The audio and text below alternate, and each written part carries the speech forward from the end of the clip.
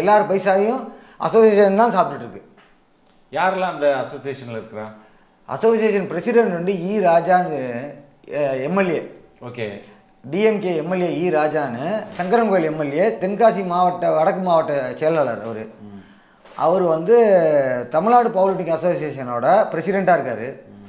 நாகராஜன்றவர் deputy பிரசிடெண்ட்டாக இருக்கார். அப்புறம் சிவராமலிங்க ரவி அப்படின்றவர் இப்போ ஜென்ரல் செக்ரட்டரியாக இருக்கார். இந்த 3 பேரும் ஃப்ராடு. இ ராஜாட்ட நான் ஃபோன் பண்ணி கேட்டோம்னா என்ன சொல்லுவார்னா, என் ஒய்ஃப் 2-3 தடவை கேட்டிருக்காங்க, ஏன் சார் இவ்வளோலாம் பண்ணுறீங்க அப்படின்றது கேட்டதுக்கும் சரி, நம்ம அசோசியேஷனில் கம்ப்ளைண்ட் பண்ணுவோம்ல, நாகராஜன் அப்படி பண்ணுறாரு, கொலை முயற்சி நடக்குது, அது நடக்குது, என் ஃபண்ட்ஸை சாப்பிட்டாங்க, இந்த மாதிரி எது பேசினாலும் சரி, ஏம்மா நான் பதவி விலகிட்டேம்மா, நான் ரெசிக்னேஷன் கொடுத்துட்டேம்மா, வேறு எதுவும் சொல்ல மாட்டார். ஆனால் அவர் தான் பதவியில் இருக்காரா? இப்போ வரைக்கும் அவர் தான் இருக்காரு. இ ராஜா 30 லட்சம் ரூபாய் எலக்ட்ரில் வாங்கியிருக்காரு. இ ராஜா வெறும் பெஞ்ச் பிரஸ் மட்டும் ஒரு காம்படிஷன் அதில் பண்ணியிருக்காரு. அது எதுலேயுமே வராது. அது பவர் லிஃப்டிங் கேமே கிடையாது. வெறும் பெஞ்ச் பிரஸ் பண்ணால் ஸ்குவாட்டு, பெஞ்சு, டெட்டு 3 பண்ணால் தான் காம்படிஷனில் வரும், பவர் லிஃப்டிங்னு வரும். இவர் வெறும் பெஞ்ச் பிரஸ் பண்ணிவிட்டு, அது அவர் பாடி வெயிட் 150 கிலோ வந்து 140 கிலோ தூக்கிட்டாராம். யார், எம்எல்ஏவா? ஆமாம். அதுக்கு 30 லட்ச ரூபா வாங்கியிருக்காரு.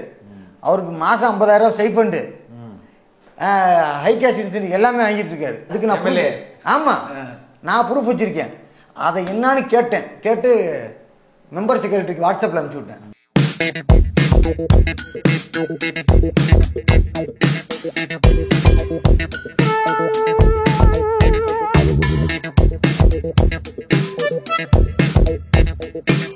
சிஎம்ஐயோ இல்லை டெப்டி சிஎம் அது மாதிரிலாம் பார்க்க முடியலையே உங்களால்? சிஎம் பார்த்தோம் சார். பார்த்தோன்னா எப்படின்னா, இந்த மாதிரி மெடல் எடுத்துகிட்டு போய் காட்டிட்டு அந்த 2 செகண்ட் காட்டிட்டு அதோட அமுச்சு விட்ருவாங்க, பேசலாம் விட மாட்டாங்க. ஓகே, நான் பேசணும் சார் உங்க கூட அப்படின்னு சொல்ல முடியாது. சொல்ல முடியாது. இப்படி சுற்றி பிடிச்சிடுவாங்க, ஃபோட்டோ எடுத்து வந்து இப்படி பிடிச்சி இழுத்து விட்ருவாங்க. அவ்வளோதான். ஃபோட்டோ எடுத்து வந்து இப்படி கையை பிடிச்சி இப்படி இழுத்து விட்ருவாங்க. அப்போ கூட 2 பேரும் ஒன்றா தான் இருப்பாங்க. ஓகே, 2 பேரும் ஒன்றா தான் நிற்பாங்க. அவங்க கூட தான் ஃபோட்டோ எடுப்போம். ஃபோட்டோ எடுத்து முடிச்சா இப்படி இழுத்து விட்ருவாங்க கூட இருக்க ஆள். எத்தனை முறை பார்த்துருக்கீங்க அது மாதிரி? 2 தாட்டி பார்த்துருக்கேன். யார், சிஎம்ஐயா டெப்டி சிஎம்? டெப்டி சிஎம் 2 பேருமே பார்த்துருக்கோம். 2 பேரும். அப்போ அவர் வந்து ஸ்போர்ட்ஸ் மினிஸ்டராக இருந்தார். ஆமாம். டெப்டி சிஎம் 2 பேருமே பார்த்தோம். இந்த எம்எல்ஏவுடைய ரோல் என்ன இதில்? எம்எல்ஏ இ ராஜாவா சார்? அவர் வந்துட்டு எப்படின்னா, நாகராஜன் என்ன சொல்கிறாரோ அதை அப்படியே செய்வார். Squat, bench press, deadlift 3 சேர்ந்தா தான் பவர் லிஃப்டிங். ஓகே. அவர் என்ன பண்ணார், பெஞ்ச் ப்ரெஸ் மட்டும் போய் தனியாக நடத்துவாங்க. அந்த மேட்ச் எல்லாம் பவர் லிஃப்டிங்கில் கணக்கே வராது. அதை போய் பண்ணிவிட்டு, நான் வந்து பவர் லிஃப்டர் இவ்வளோ பெரிய மெடல் அடிச்சிருக்கேன், நான் பெஞ்ச் பிரஸ்ல மெடல் அடிச்சிருக்கேன். எங்க நடத்துனாங்க? பெஞ்ச் பிரஸ்ல மெடல் அடிச்சிருக்கேன்னு சொல்ல மாட்டார், நான் பவர் லிஃப்டிங்ல மெடல் அடிச்சிருக்கேன்னு தான் சொல்லுவார். எங்க நடத்துனாங்க அந்த கேம்? யார் நடத்துனாங்க? ஏசியா பண்ணியிருந்தாரு, ஹாங்காங்ல நடந்துச்சுன்னு நினைக்கிறேன். ஓகே. அதில் போய் பெஞ்ச் பிரஸ் மெடல் அடிச்சுட்டு அதை வச்சுட்டு என்ன பண்ணாரு, சிறந்த விளையாட்டு வீரர்னு சொல்லி இது கொடுத்துருந்தாங்க. ஸ்டாலின் கூட, ஸ்டாலின் ஐயா கூட இது கொடுத்துருந்தாரு. ஏமாத்திட்டாரு இப்போ. ஆமா.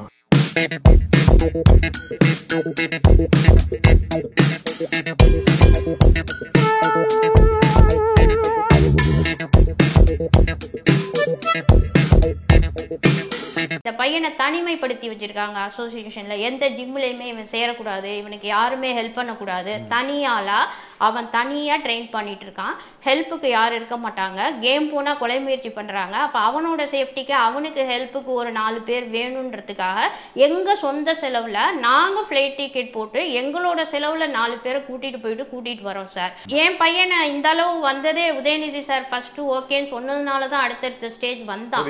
அப்போ அவங்களோட பேர் கெடுற மாதிரி அசோசியேஷனும் இந்த ஸ்போர்ட்ஸ் டிபார்ட்மெண்ட் டெவலப்மெண்ட் அந்த எஸ்டிஏடி ஐஏஎஸ் அதிகாரிகளும் ஒரு கைகோர்த்து ஊழலா செயல்பட்டு அரசாங்கத்துக்கு அவப்பெயரை உருவாக்கி எந்த ஒரு அரசு சலுகையும் விளையாட்டு வீரனுக்கு கிடைக்காம தடுக்கிறாங்க. இது வந்து அரசாங்க கவனத்துக்கு போகல, கொண்டு வரணும்.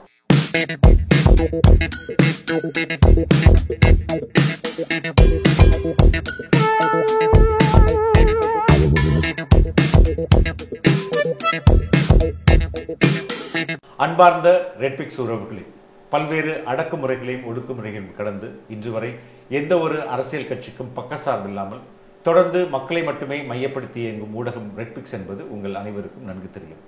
தொடர்ந்து நாங்கள் ஒரு சுதந்திரமான ஊடகமாக செயல்பட உங்களது நிதி உதவி எங்களுக்கு தேவை. உங்களால் முடிந்த அளவு எங்களுக்கு நிதி உதவி செய்யுங்கள். திரையில் தெரியும் இந்த QR கோடை பயன்படுத்தியோ அல்லது டிஸ்கிரிப்ஷனில் உள்ள தகவலை பயன்படுத்தியோ உங்களால் முடிந்த அளவு எங்களுக்கு நிதி உதவி செய்யுங்கள். நன்றி. வணக்கம் சார். வணக்கம் சார். உங்கள் பையன் தினேஷ் பல்வேறு நாடுகளில் நடந்த பல்வேறு பந்தயங்களில் போட்டிகளில் கோல்டு மெடல் எல்லாம் வாங்கியிருக்கிறாரு. பவர் லிஃப்ட் அப்படின்ற அவர் என்னென்ன பதக்கங்கள் வாங்கியிருக்காருன்றதை அப்புறம் பார்ப்போம். அவர் பவர் லிஃப்ட் அப்படின்ற அதுதானே அந்த போட்டி. பவர் லிஃப்ட்னா என்ன சார்? அது பவர் லிஃப்ட்னா ஸ்குவாட், பெஞ்ச் ப்ரெஸ், டெட் லிஃப்ட்னு 3 பிரிவு இருக்கு. ஓகே. ஸ்குவாட்னா இல்லை, வெயிட் லிஃப்ட்டுக்கும் பவர் லிஃப்ட்டுக்கும் என்ன வித்தியாசம்? வெயிட் லிஃப்ட்னா தரையிலிருந்து வெயிட்டை புல் பண்ணி தலைக்கு மேலே தூக்குவாங்க. ஓகே.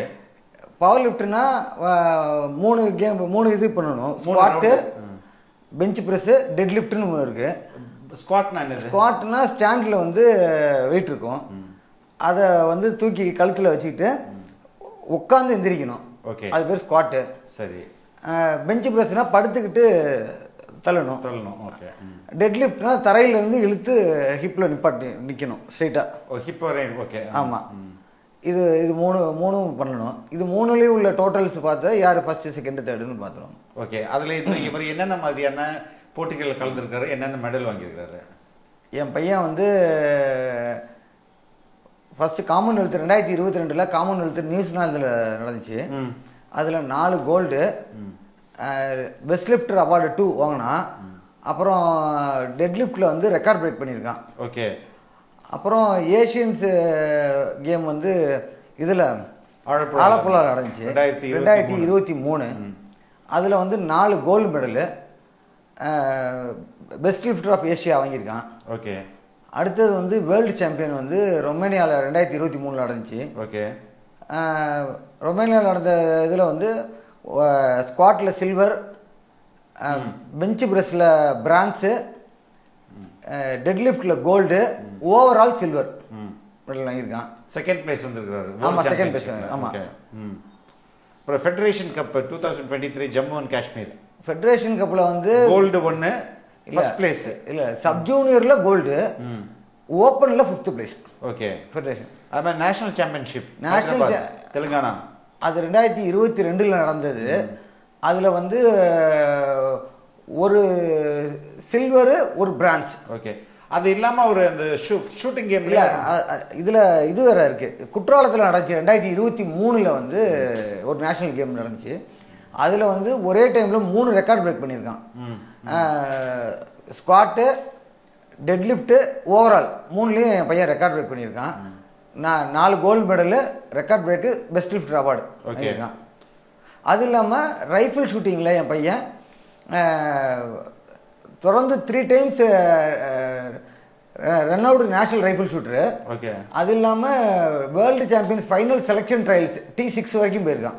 ஓகே. ஓகே. இப்போ இவ்வளோ சாதனைகள் படைத்தவருக்கு என்ன பிரச்சனை? அதாவது அவனுக்கு என்ன பிரச்சனை அப்படின்னு கேட்டிங்கன்னா, ஃபஸ்ட்டு வாட்டி வந்து நான் பண்டிட் தீனதயாள் அப்படின்னு ஒரு ஸ்கீம் இருக்குது, அது சென்ட்ரல் கவர்மெண்ட் ஸ்கீமு. அதை பற்றி எனக்கு ஒருத்தர் சொன்னார். அதை பற்றி நான் நெட்டில் சர்ச் பண்ணி பார்த்து அதில் நான் அப்ளை பண்ணேன் 2022. நான் அப்ளை பண்ணோடனே எந்த ரோட்டில் வண்டியில் தள்ளி விட்டாங்க. யார்? அசோசியேஷனில். ஓகே. இல்லை, அந்த தீனதயாள்ன்றது என்னது? அது பண்டிட் தீனதயாள் ஸ்கீம் அப்படின்னா உதவித்தொகை கொடுக்குறது. ஒரு காம்படிஷனில் வந்து கலந்துக்கிறதுக்குரிய உதவித்தொகை கொடுக்குறாங்க, சென்ட்ரல் கவர்மெண்ட் ஸ்கீம் இது. அப்போ வந்து எனக்கு வந்து இவங்க தான் தள்ளி விட்டாங்க போனாங்கலாம் தெரியுது. காலப்போக்கில் உணர்ந்தேன் இவங்க தான் செஞ்சாங்க. யார் அவங்க? தமிழ்நாடு அசோசியேஷன் அப்போ ஜெனரல் செக்ரட்டரியாக இருந்தார் நாகராஜன். என்ன அசோசியேஷனுக்கு? Tamil Nadu power lifting association. Okay. அதில் ஜெனரல் செக்ரட்டரியாக இருந்தார் நாகராஜன்றவர். இப்போ அவர் டெப்டி பிரசிடெண்ட்டாக இருக்கார். ஏன் அப்படின்னா, நான் காலப்போக்கில் உணர்ந்தேன். ரோட்டில் வந்து தள்ளி விட்டாங்க. தள்ளி விட்டுட்டு அந்த வண்டி தள்ளி போயிட நின்றுச்சு. ஒரு 100 அடி 100 மீட்டரில் தள்ளி நின்று, ஒரு 100 மீட்டரில் 100 அடி தள்ளி நின்றுவாங்க. தள்ளி நின்று பார்த்துச்சு. எனக்கு சின்ன சராய்ப்பு தான், பெரிய இதெல்லாம் இல்லை. அடுத்த நாள் என் பையனுக்கு இது காம்படிஷனு இங்கே நியூசிலாந்தில் இருக்கான் என் பையன். எனக்கு இந்த மாதிரி இங்கே ஆச்சு. எனக்கு ஒன்றும் ஆகலாம், நான் எந்திரிச்சு வந்துட்டேன். அடுத்தது ஏஷியன்ஸுக்கு நாள், ஏஷியன்ஸுக்கு இல்லை அதுக்கு முன்னாடி இன்னும் ஒன்று சொல்லணும். காமன்வெல்த்துக்கு போனால் என் பையன் ஃபஸ்ட் ப்ளேஸ் வந்துட்டான். ஆமாம்.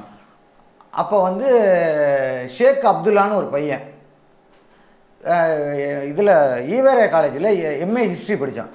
அவனும் இவனு தான் போனால் 2 பேரும் ஒரே ஜிம்மு 2 பேரும் ஒன்றா போனாங்க. இவன் சப் ஜூனியர் கேட்டகரி, அந்த பையன் ஜூனியர் கேட்டகரி. இவன் கோல்டு மெடல் ரெக்கார்ட் பிரேக்கு, அவன் வந்து கோல்டு மெடல் வாங்கியிருக்கான், 4 கோல்டு மெடல் வாங்கியிருக்கான்.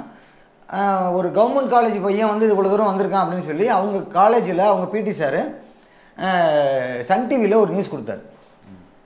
அதில் அந்த நியூஸில் அவன் என்ன சொல்லியிருந்தான்னா, எனக்கு வந்து வீடு வேலை வேணும், எனக்கு அப்பா இல்லை, எனக்கு வீடு வேலையும் கொடுங்க அப்படின்னு சொல்லி கேட்டிருந்தான் முதலமைச்சர்கிட்ட. அதை பார்த்த முதலமைச்சர் உடனடியாக அதை வந்து சாங்ஷன் பண்ண சொல்லியிருக்காங்க. சொன்னோன்னே மெய்யநாதன் அமைச்சர் தான் அப்போ வந்து sports minister. Okay. Meyyanathan sports minister sir திருச்சிக்கு வந்திருக்காரு, திருச்சிக்கு வராரு. இதை வந்து அந்த திருச்சி டிஎஸ்ஓ ராஜேந்திரன்றவர் சொல்ல மறந்துட்டார். காலையில் 9:30 ஃபோன் பண்ணி, தம்பி அமைச்சர் வராருன்னு எல்லா ஏற்பாடும் பண்ணிட்டேன், ஆனால் உங்கள்கிட்டே சொல்லலப்பா, தயவுசெய்து ஒரு 10 நிமிஷத்துக்குள்ளே இங்கே வந்துடுங்க, ஸ்டேடியத்துக்கு வந்துருங்க, நான் உங்களை அழைச்சிட்டு போகிறேன் அப்படின்னாரு. யார்? எனக்கு ஃபோன் பண்ணி எங்கள் பையனை கூட்டிகிட்டு வாங்க, அந்த மாதிரி ஷேக் அப்துல்லாவையும் கூட்டிகிட்டு வாங்கன்னாரு. 2 பேரும் சேர்ந்து கூட்டிகிட்டு நாங்கள் ஸ்டேடியம் போனோம். ஸ்டேடியத்துலேருந்து அவரோட காரில் கூட்டிகிட்டு போனார் எங்கள் ஏர்போர்ட் விஐபி லான்ச்சுக்கு. அமைச்சர் மெய்யநாதன் வர்றாரு. இவங்க வந்து அசோசியேஷனில் எல்லா இடத்துலையும் ஆள் வச்சுருப்பாங்க, இவங்களுக்கு ஸ்பை வச்சுருப்பானுங்க, எல்லாம் வச்சுருப்பாங்க. அமைச்சரை பார்த்துருக்கணும், அமைச்சரோட கூட நெருங்கியவங்களை ஏதாவது ஸ்பை வச்சுருப்பாங்க போல், இல்லைன்னா நாகராஜுக்கு எப்படி தெரியும். உடனே வந்து அவர் நாகராஜ் என்ன பண்ணியிருக்காரு, திருச்சி அசோசியேஷன் செக்ரட்டரிக்கு ஃபோன் பண்ணி, திருச்சி அசோசியேஷன் செக்ரட்டரி தான் என் பையனுக்கு மாஸ்டர், அவருக்கு ஃபோன் பண்ணி அவர் எங்களுக்கு ஃபோன் அடிக்கிறார். ஃபோன் அடித்து எங்கே சார் இருக்கீங்கன்னாரு. இந்த மாதிரி வெளியே இருக்கேன்னு. வெளியேன்னா எங்கே சார் அப்படின்னாரு. இந்த மாதிரி அப்படின்னு சொல்கிறதுக்கு முன்னாடி அமைச்சரை பார்க்க போனீங்களா, உங்களால் ஷேக்கு சேர்ந்து பேன் ஆக போகிறான் அப்படின்னு வச்சுட்டாரு. ஷேக்குக்கு ஃபோன் பண்ணி, நீ வந்து அமைச்சரை பார்க்கக்கூடாது, அந்த இடத்த விட்டு ஓடி போயிருந்தார். அவர் மாஸ்டர் சொல்லாமல் பயந்து போய் அவன் ஓடி போயிட்டான், அமைச்சரை பார்க்கல ஷேக்கு. நான் என் பையனோட போயிருக்கேன், அவன் ஓடுறான், என் பையன் அழுவ ஆரம்பிச்சிட்டான், வாங்க ரெடி, இல்லை மாஸ்டர் திட்டுவார் ரெடி அப்படின்றான். அதுக்குள்ளே அமைச்சர் வந்துட்டார். அமைச்சர் வந்தோன்னே பார்க்கக்கூடிய சூழ்நிலை வந்துச்சு. அமைச்சரை பார்த்தோன்னே எங்கப்பா அந்த ஷேக் அப்துல்லான்னு தான் கேட்டார். இந்த மாதிரி ஓடிட்டான், எதுக்கு ஒன்றாலும் தெரியாது ஓடிட்டான்னாரு. திருச்சி டிஎஸ்ஓ ராஜேந்திரன் சார் சொன்னார். அப்புறம் என் பையனை உட்கார வச்சு, நீ என்னப்பா பண்ண, எப்படி கேம் பண்ண, என்ன இதெல்லாம் அதெல்லாம் விசாரிச்சுட்டு அப்போ சொன்னார், ஷேக் அப்துல்லா வீடும் வேலையும் கேட்டானேப்பா, கடைசியில் அவனுக்கு முதலமைச்சர் கொடுக்க சொல்லிட்டாரு, கடைசியில் இப்படி ஓடி போயிட்டானே அப்படின்னு சொல்லிட்டு, சரி என்னன்னு பாருங்க அப்படின்ட்டார் அவர். என் பையனுக்கு என்ன சொல்லுவான், இப்போ தான் ஸ்கூல் 11th படிக்கிறான். உடனே திருச்சி டிஎஸ்ஓ ராஜேந்திரன் சார்கிட்ட இந்த மாதிரி இந்த பையனுக்கு எலெக்ட் ஹை கேஷ் இன்சென்டிவ் எல்லாம் கிடைக்கிற மாதிரி, அவன் கவர்மெண்ட் பெனிஃபிட்ஸ் எல்லாம் கிடைக்கிற மாதிரி செஞ்சு கொடுங்கன்னாரு. அப்ளை பண்ணி வாங்கிக்கணும், அவர் சொல்கிறத கேளுப்பா, அவர் சொல்லுவார், அதில் அப்ளை பண்ணு, நீ கவர்மெண்ட் பெனிஃபிட்ஸ் எல்லாம் வாங்கிக்க, ஸ்போர்ட்ஸ் பெனிஃபிட்ஸ் எல்லாம் வாங்கிக்கன்ட்டார். இதுதான் சார் நடந்துச்சு. அமைச்சரை நீ ஏன்டா பார்த்தேன்னு சொல்லி நீ இனிமேட்டு ஜிம்முக்கு வரக்கூடாதுன்றாரு அவர், திருச்சி செக்ரட்டரி. ஏன்னா அவர் ரொம்ப நல்ல டைப்பு, அவர் மாதிரி ஒரு மாஸ்டர் கிடைக்காது. ஆனால் ஸ்டேட் செக்ரட்டரி என்ன சொல்கிறாரோ அதெல்லாம் அவர் கேட்பார், வேறு வழி இல்லை. நாங்கள் ஜிம்முக்கு போகல, வேறு ஜிம்முக்கு போயிட்டோம், வேறு வழி இல்லாமல் வேறு ஜிம்முக்கு போகிறோம். அதுக்கப்புறம் எங்களை பேன் பண்ணிவிட்டு விடமாட்டேன்னு. யார் பேன் பண்ணுறா? லெட்டர்லாம் கொடுக்கல, வெறுமனை. எதுலேருந்து பேன் பண்ணுறாங்க?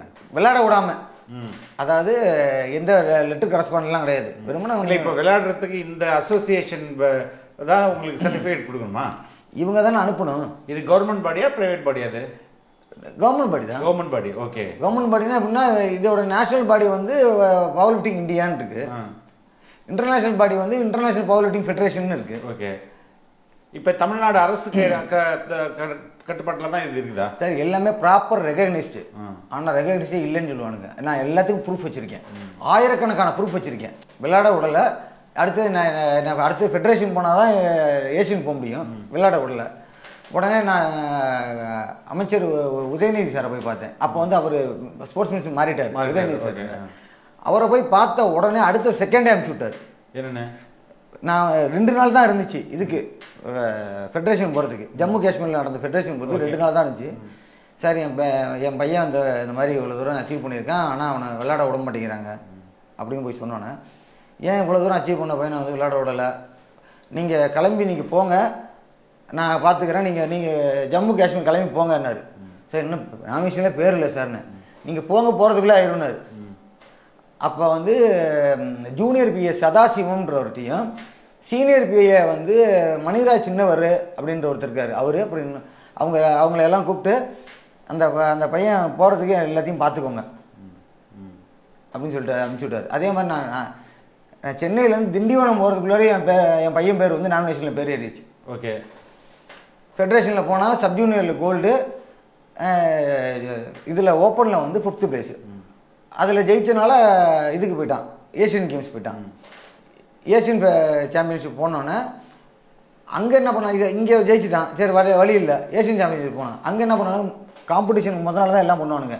என் பையனுக்கு 7th ஃப்ளோரில் கொடுத்துருந்தாங்க ரூமு. இறங்கி வரும்போது 5th ஃப்ளோரில் ரூம் இது லிஃப்ட்டு கட் ஆயிடுச்சு. ஐயோ, ஓகே. இது நேச்சுரலாக நடந்திருந்தா என் பையனுக்கு வந்து ஃபர்ஸ்ட் எய்ட் கொடுத்துருப்பாங்க.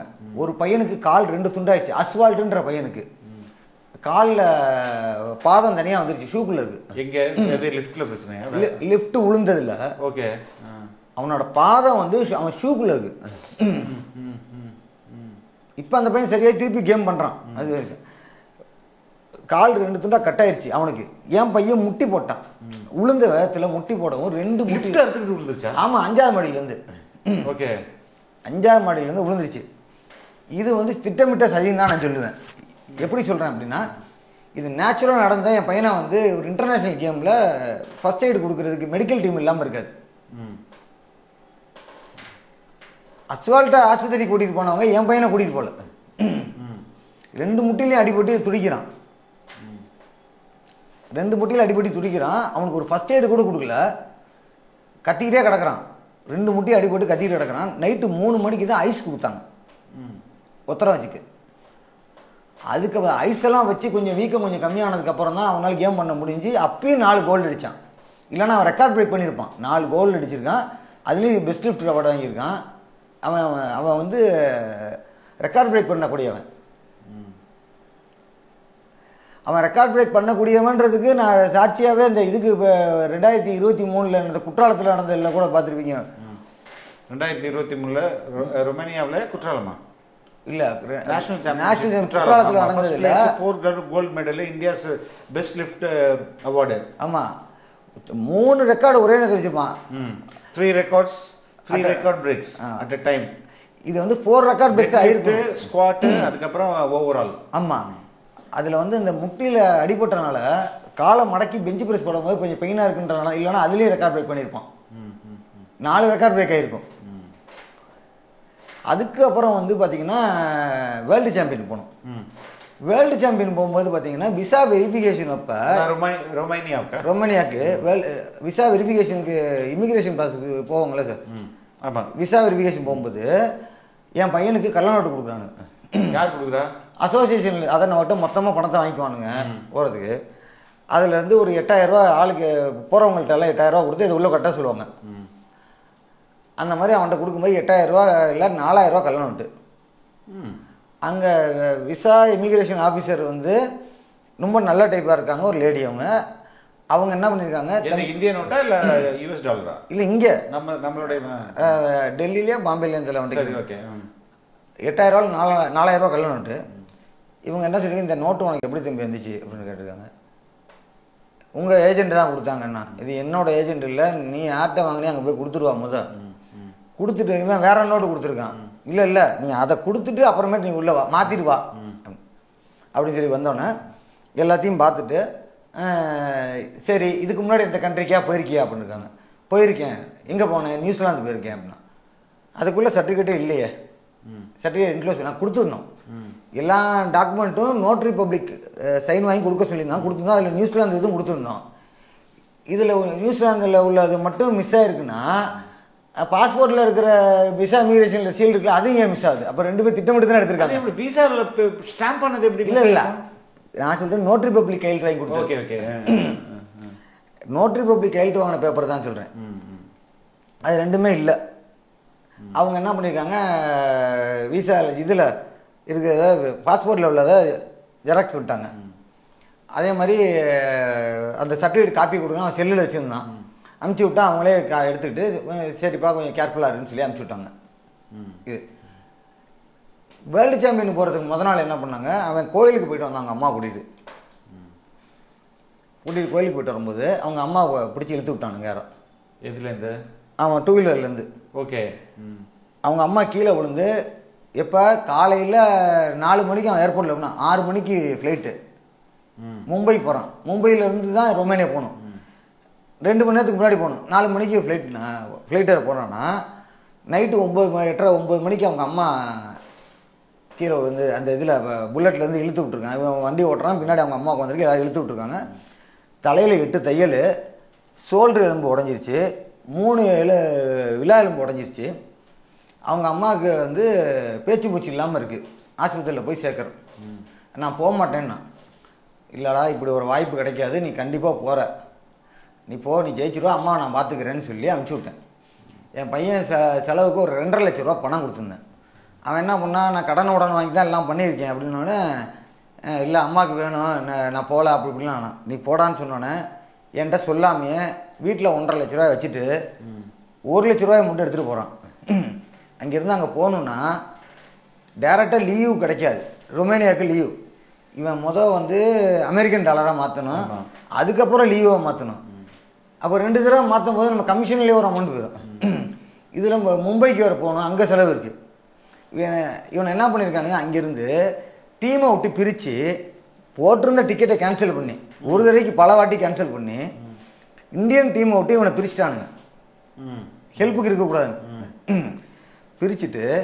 இவனையும் ஆதார் அட்டவர்னு ஒருத்தன் 59 கிலோ கேட்டகரி, இன்னொருத்தன் வெங்கடேஷ் கோனார்னு ஒருத்தன், அவங்க 2 பேரும் ஜூனியர்ஸ், இவன் மட்டும்தான் சப் ஜூனியர்.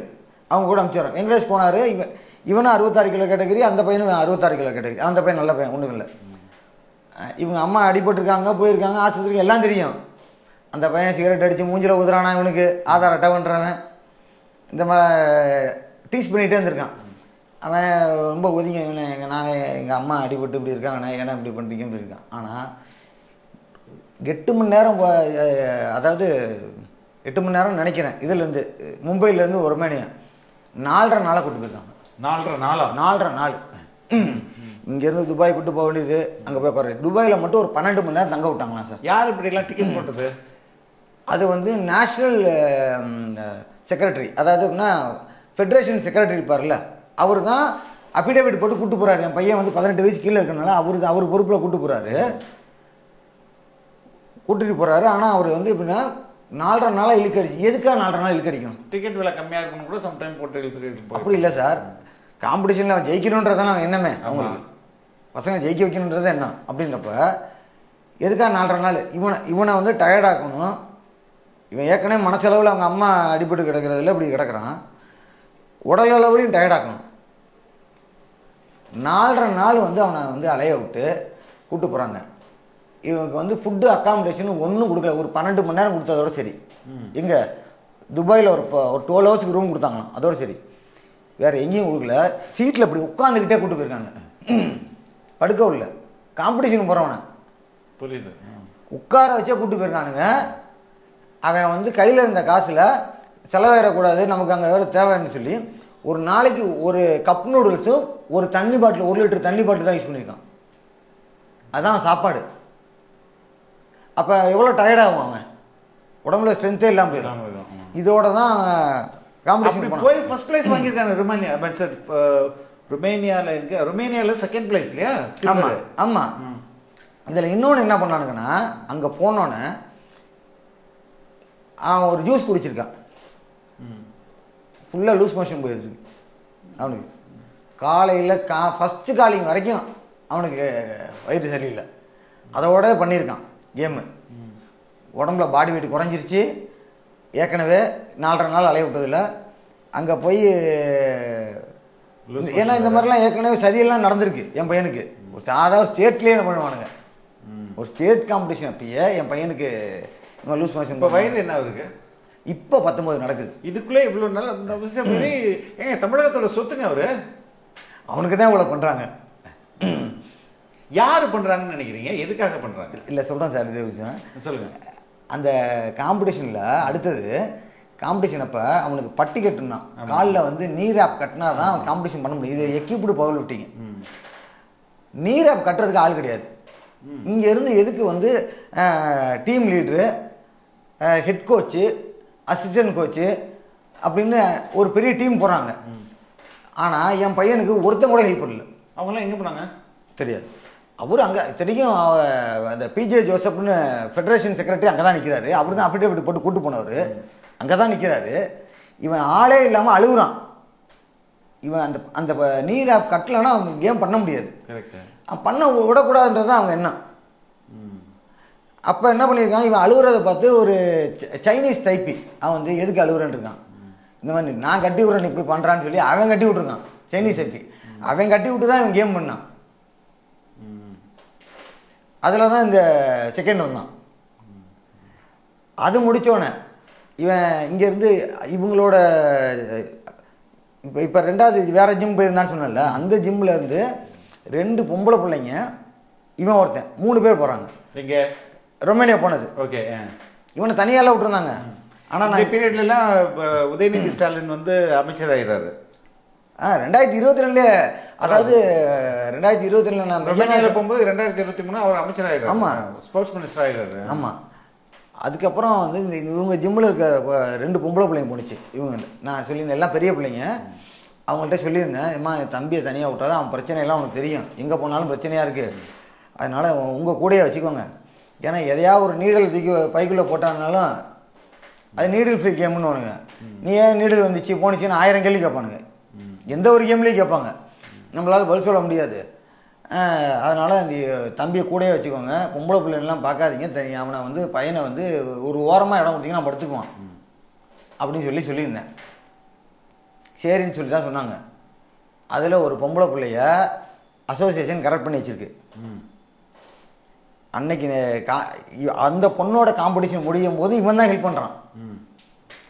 இவன் கேம் முடிஞ்சோடனே இவன் போய் ரூமில் ரெஸ்ட் எடுக்கிற, மற்றவங்களாம் என்ன பண்ணான், ஒன்றும் ரெஸ்ட் எடுப்பான், இல்லைன்னா எங்கேயோ சுற்றி பார்க்க போயிடுவான். அவங்க அம்மாவுக்கு அடிபட்டனால அவனுக்கு எந்த விதமான இதுவும் இல்லை, கையில் காசும் கிடையாது, சுற்றி பார்க்குறதுக்கு கையில் காசும் கிடையாது. அவன் மன வருத்தத்தில் இருக்கான்.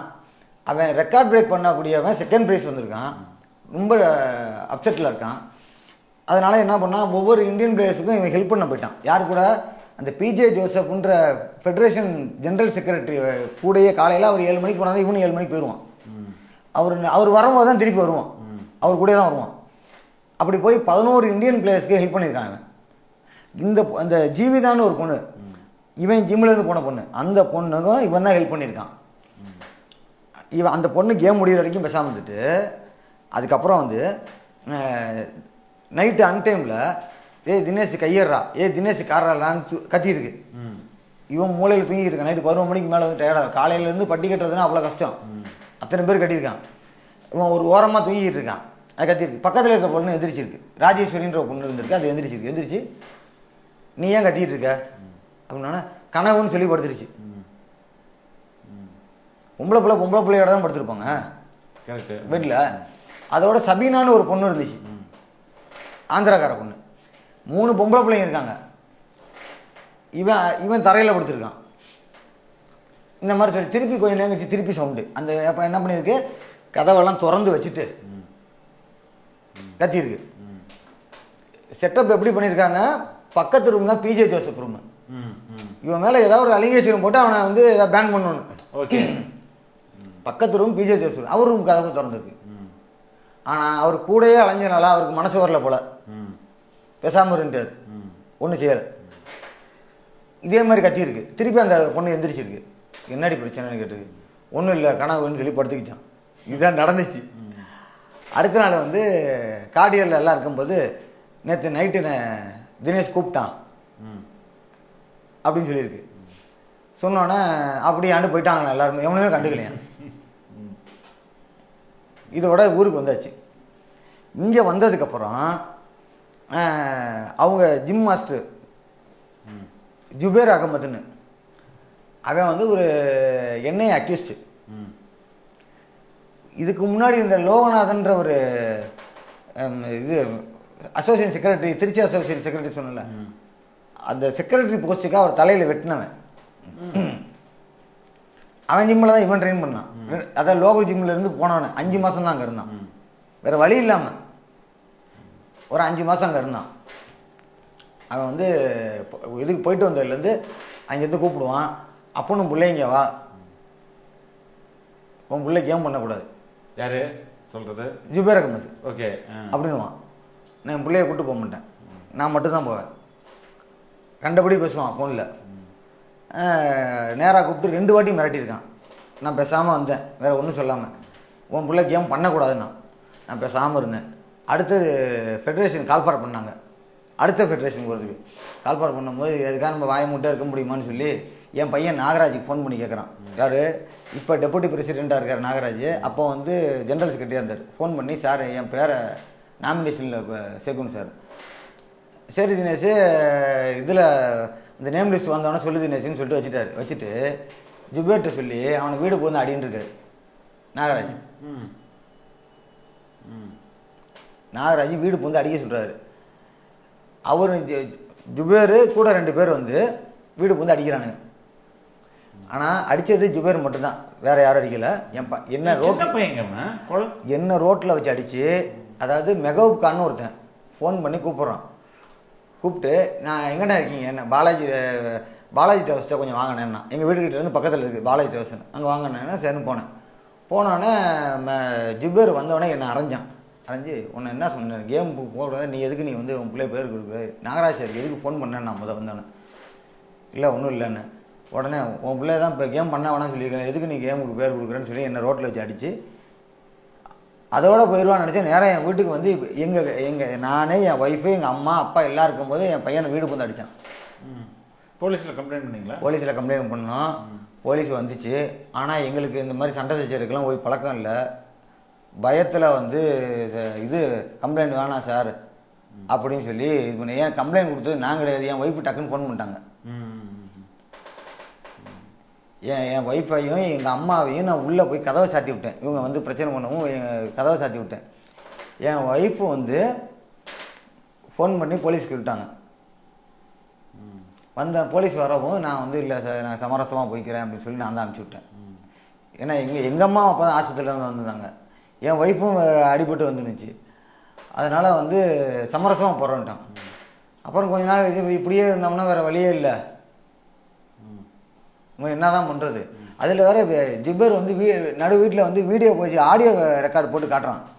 வேறு நாகராஜ் சார் என்ன சொல்கிறாரு, நான் செக்ரட்டரி போஸ்ட்டுக்காக நான் என்ன வேணால் செய்வேன். என்ன சொல்கிறாரு அந்த ஆடியோ போஸ்ட்டில்? அவனை விடாத, கேம் பண்ணக்கூடாது அவன் அப்படின்னு சொல்லி சொல்கிறாரு. என்ன காரணம் சார்? 2 காரணம் சார்.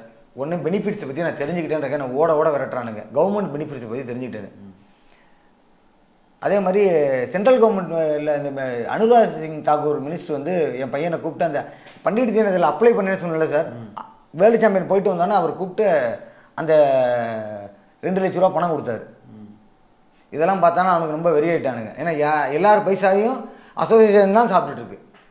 யாரெல்லாம் அந்த அசோசியேஷனில் இருக்கிறா? அசோசியேஷன் பிரசிடென்ட் வந்து இ ராஜான்னு எம்எல்ஏ. ஓகே. டிஎம்கே எம்எல்ஏ இ ராஜான்னு, சங்கரன்கோயில் எம்எல்ஏ, தென்காசி வடக்கு மாவட்ட செயலாளர். அவர் வந்து தமிழ்நாடு பவுலிட்டிக் அசோசியேஷனோட பிரசிடெண்ட்டாக இருக்கார். நாகராஜன்றவர் டெப்புட்டி பிரசிடெண்ட்டாக இருக்கார். அப்புறம் சிவராமலிங்க ரவி அப்படின்றவர் இப்போ ஜென்ரல் செக்ரட்டரியாக இருக்கார். எல்லா பேரும் ஃப்ராடு. ஆனால் இந்த 3 பேரும் ஃப்ராடு.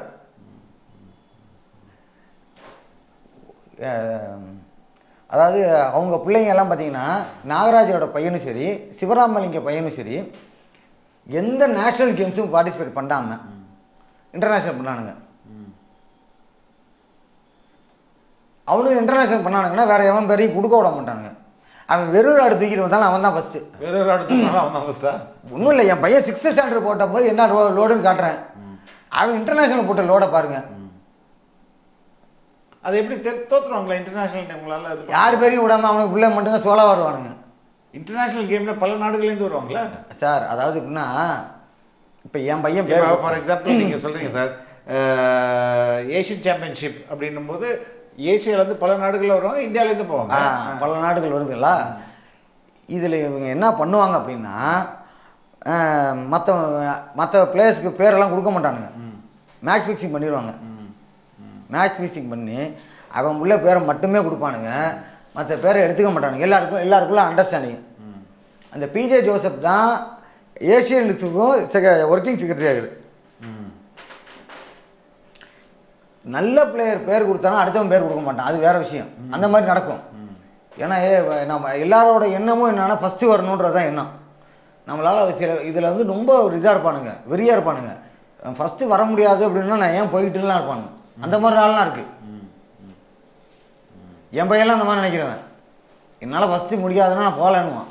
போய் ட்ரை பண்ணுறான்னா என்ன இல்லை, அந்த லோடு நான் ட்ரை பண்ணவே இல்லைன்னா நான் ஏன் பண்ணணுமா? அந்த மாதிரி நிறைய பேர் இருக்காங்க.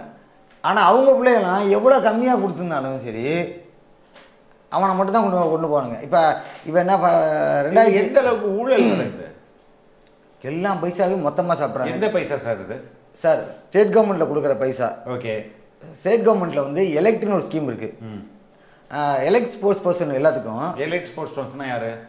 தலை சிறந்த விளையாட்டு வீரரா. இன்டர்நேஷனலில் போய் அச்சீவ் பண்ணுறவங்களா?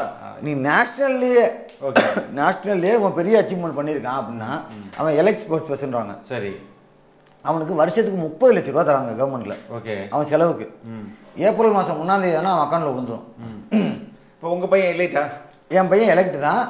என் பையன் செலெக்ஷன்லாம் ஆகி, அதாவது இதில் அனுராக் சிங் தாக்கூர் வந்து என் பையனை 2 லட்ச ரூபா பண்டிட் தீன கொடுத்தாருனோன்னா அன்னைக்கே நான் டெல்லிக்கு போயிட்டு நான் திரும்பி சென்னை வரும்போது அதுக்குள்ளே எனக்கு ஃபோன் பண்ணி என் பையனுக்கு அதுக்கு நான் ஆடியோ ரெக்கார்டு வச்சுருக்கேன் சார். ஆடியோ ரெக்கார்டு வச்சுருக்கேன். எஸ்டிஐடியில் ராஜான்னு ஒரு மேனேஜர் இருக்கார். அவர் பேசி நான் ராஜா எஸ்டிஐடி மேனேஜரு, எஸ்டிஐடினா sports development authority of Tamil Nadu. Okay. அங்கேருந்து ஃபோன் பண்ணி தம்பி தினேஷ் உங்கள் பேரை கொடுங்க, ஏற்கனவே அப்ளிகேஷன் நான் 2022 போடும்போது எடுக்கல, நான் 22 கொடுத்தேன், 23 கொடுத்தேன். அந்த டீட்டெயில்ஸ் கொஞ்சம் அனுப்பி விடுங்க தம்பி.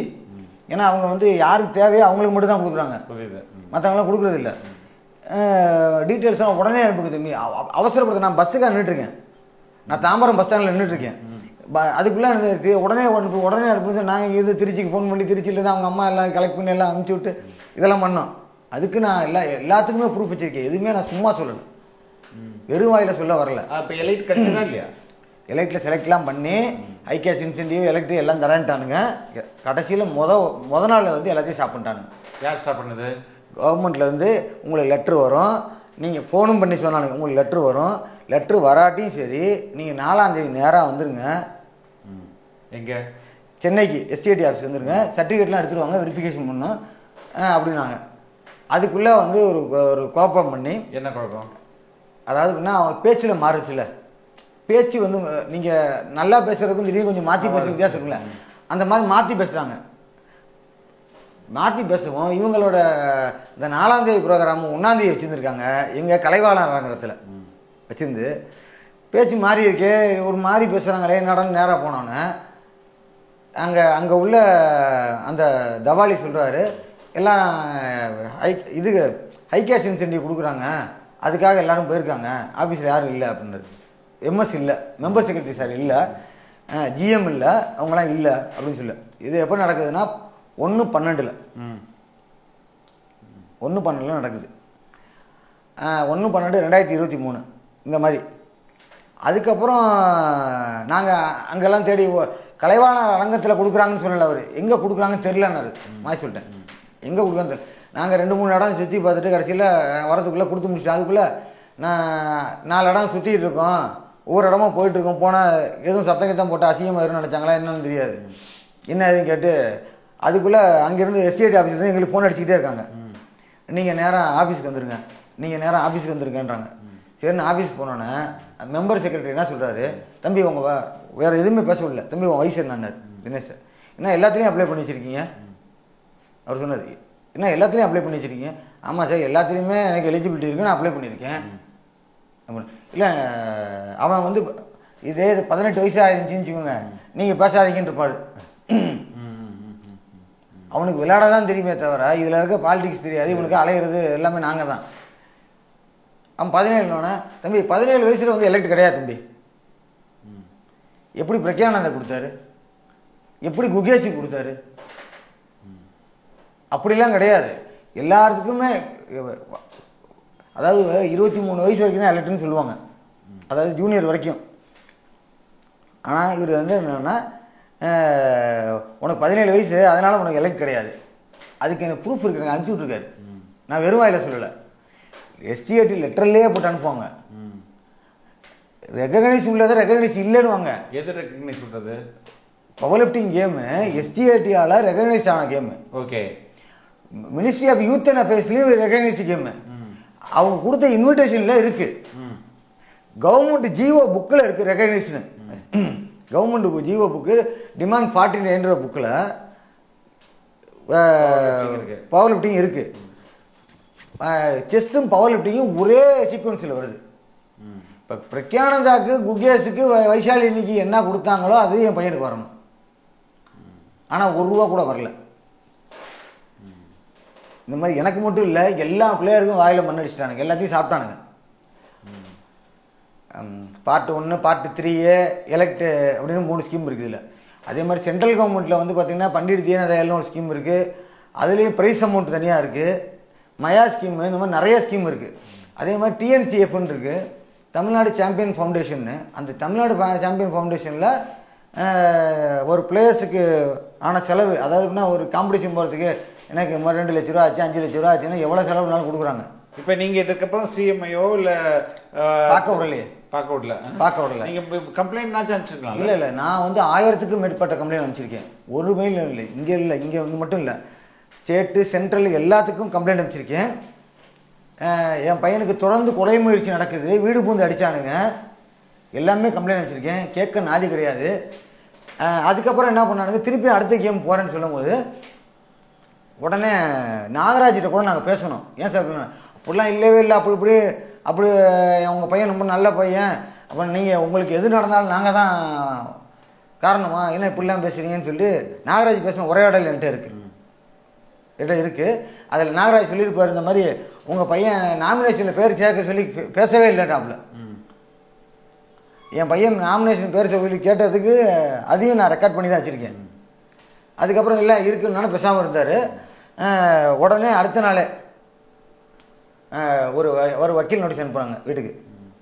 ஒரு வக்கீல் நோட்டீஸ் வருது, இந்த மாதிரி நான் எஸ்டிடியில் போய் கேட்டுட்டு வந்தேன்ல, அதனால் நீங்கள் வந்து எங்களை வந்து அவதூறு பரப்புறீங்க, தமிழ்நாடு பவர் லிஃப்டிங் அசோசியேஷன் வந்து ரொம்ப ப்ராம்ப்டாக நடந்துக்குது, இதனால் வேலைவாய்ப்பு கிடைக்குது, அது கிடைக்குது. ஆனால் இங்கே நல்லா கேட்டுக்கோங்க, 2018 அதுலேருந்து சூட்சமாக எழுதியிருப்பாங்க. 2018 அரசு வந்து எந்த விதமான நிதி உதவியும் எந்த பிளேயருக்கும் கொடுக்கல, அசோசியேஷனுக்கோ அல்லது வீரர்களுக்கோ கொடுக்கல அப்படின்னு தான் கொடுத்துருப்பாங்களே தவிர ரெகக்னைஸ் கிடையாதுன்னு சொல்லி கொடுக்கல. ஓகே. 2018 இல்லைன்னு சொல்லி கொடுத்து, அதாவது ரெகக்னைஸ் இல்லைன்னு சொல்லி கொடுக்கல, அரசு கொடுக்கறது இல்லை அப்படி கொடுத்துருப்பாங்க. ஆனால் நாங்கள் வந்து மத்திய அரசு மாநில அரசு வேலையெல்லாம் நாங்கள் வாங்கி கொடுத்துட்ருக்கோம், பல பேரை வந்து இன்டர்நேஷ்னல் லெவலில் உருவாக்குறோம் போகிறோம்னு சொல்லி எல்லாம் கொடுத்துருப்பானுங்க. அதில் கொடுத்துட்டு திருச்சி பவர் லிஃப்டிங் அசோசியேஷனில் இந்த மாதிரி உங்கள் மேலே ஒரு பாலியல் குற்றம் இருக்குது. யார் மேலே? என் பையன் மேலே. ஓகே. அதாவது ரொமேனியான்னு சொல்லி ஒரு இது பண்ணானுங்க பாருங்க, ஒரு கதை ஒன்று விட்டானுங்க பாருங்க, அதை இங்கே இம்ப்ளிமெண்ட் பண்ணுறானுங்க. இது வந்து வழக்கு இருக்குது, உங்கள் வழக்கு. அதை எப்படின்னா கோட்டை அனைத்து காவல் நிலையத்தில் உங்கள் பையன் மேலே வழக்கு நிலுவையில் இருக்குது, அதனால் உங்கள் பையனை வந்து சஸ்பெண்ட் பண்ணியிருக்கோன்னு போட்டிருப்பான். அதில் அதே இது ஜுபேர்லேருந்து அடுத்தது வருது. எப்படின்னா திருச்சி செக்ரட்டரி ஆக்கிட்டாரு ஜிபேரை, வீடு பூந்து அடித்தான்ல செக்ரட்டரி, அவன் வந்து என்ன பண்ணுறான்னா அவனோட லெட்டர் பேடில் எழுதி டேரக்டாக எனக்கு அனுப்பல, அவன் நாகராஜுக்கு அனுப்பி நாகராஜ் மூலியமாக எனக்கு வந்துச்சு. அதுக்கும் ப்ரூஃப் வச்சுருக்கேன். அதாவது எப்படின்னா அனைத்து மகளிர் காவல் நிலையத்தில் ஜீவிதான்றவங்க இவங்க மேலே கம்ப்ளைண்ட் கொடுத்துருக்காங்களாம். அது கம்ப்ளைண்ட் நிலுவையில் இந்த கம்ப்ளைண்ட்னால உங்கள் பையனை நிரந்தரமாக நிற்கிறேன்னு. ஒரு இன்டர்நேஷ்னல் பிளேயரை நீங்கள் கோர்ட்டுக்கு போகலாமே சார்? கோர்ட்டுக்கு போனால் என்னைக்கு சார் முடிகிறது? இப்போ அவங்கள்ட்ட காசு இருக்குது சார், எங்கள் எல்லா பிளேயர்ட்டையும் கொள்ளையடித்த காசு அவன்கிட்ட இருக்குது. அவன் வந்து ஒரு நாளைக்கு வந்து ₹1 கோடி கொடுத்து கூட 1000 வைப்பான், என்னால் முடியாது. அது அவன் காசு இல்லை, ஊரில் கொள்ளையடிச்ச காசு அவன் செய்வான். நான் எங்கே போவேன்? இவன் என்ன பண்ணுவான்னா இப்பயும் போட்டிருக்கான் என் மேலே கேஸு. அந்த வக்கீல் நோட்டீஸ் அமிச்சான்ல, அடுத்தது கேஸும் போட்டானுங்க. 10,30,000 ரூபாய் கேட்டு கேஸ் போட்டிருக்கானுங்க, ரிஃபர்மேஷன் கேஸு.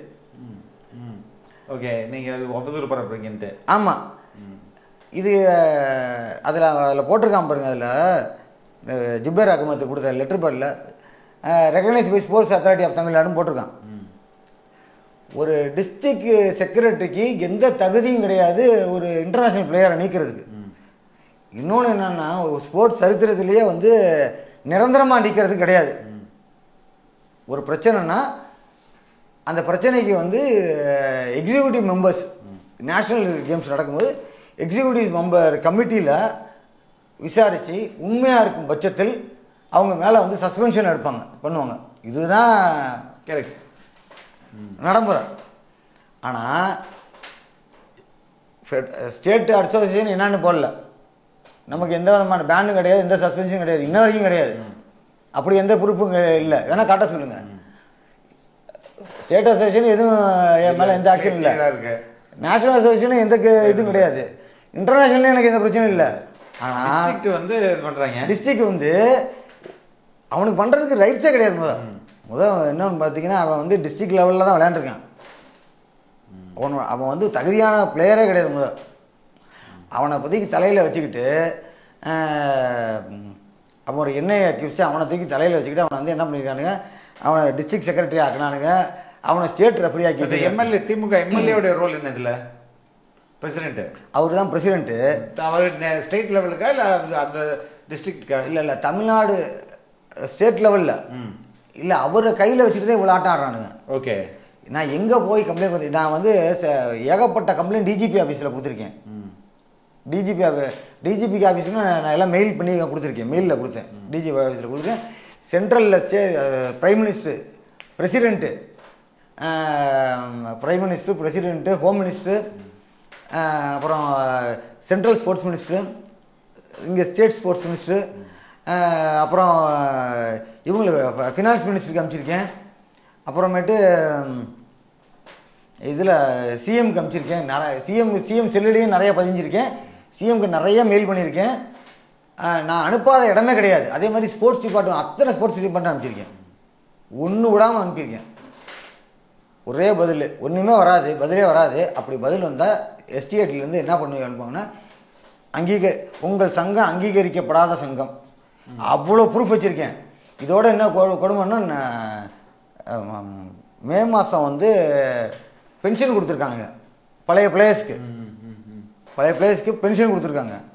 அதை வீடியோ எடுத்து போட்டானுங்க, டிபிஐஆரில் போட்டானுங்க. அதை காட்டியும் அதில் வந்து பவர் லிஃப்டிங் இருந்தாங்களா? பவர் லிஃப்டர்ஸ்க்கு கொடுத்தது தான். Okay okay.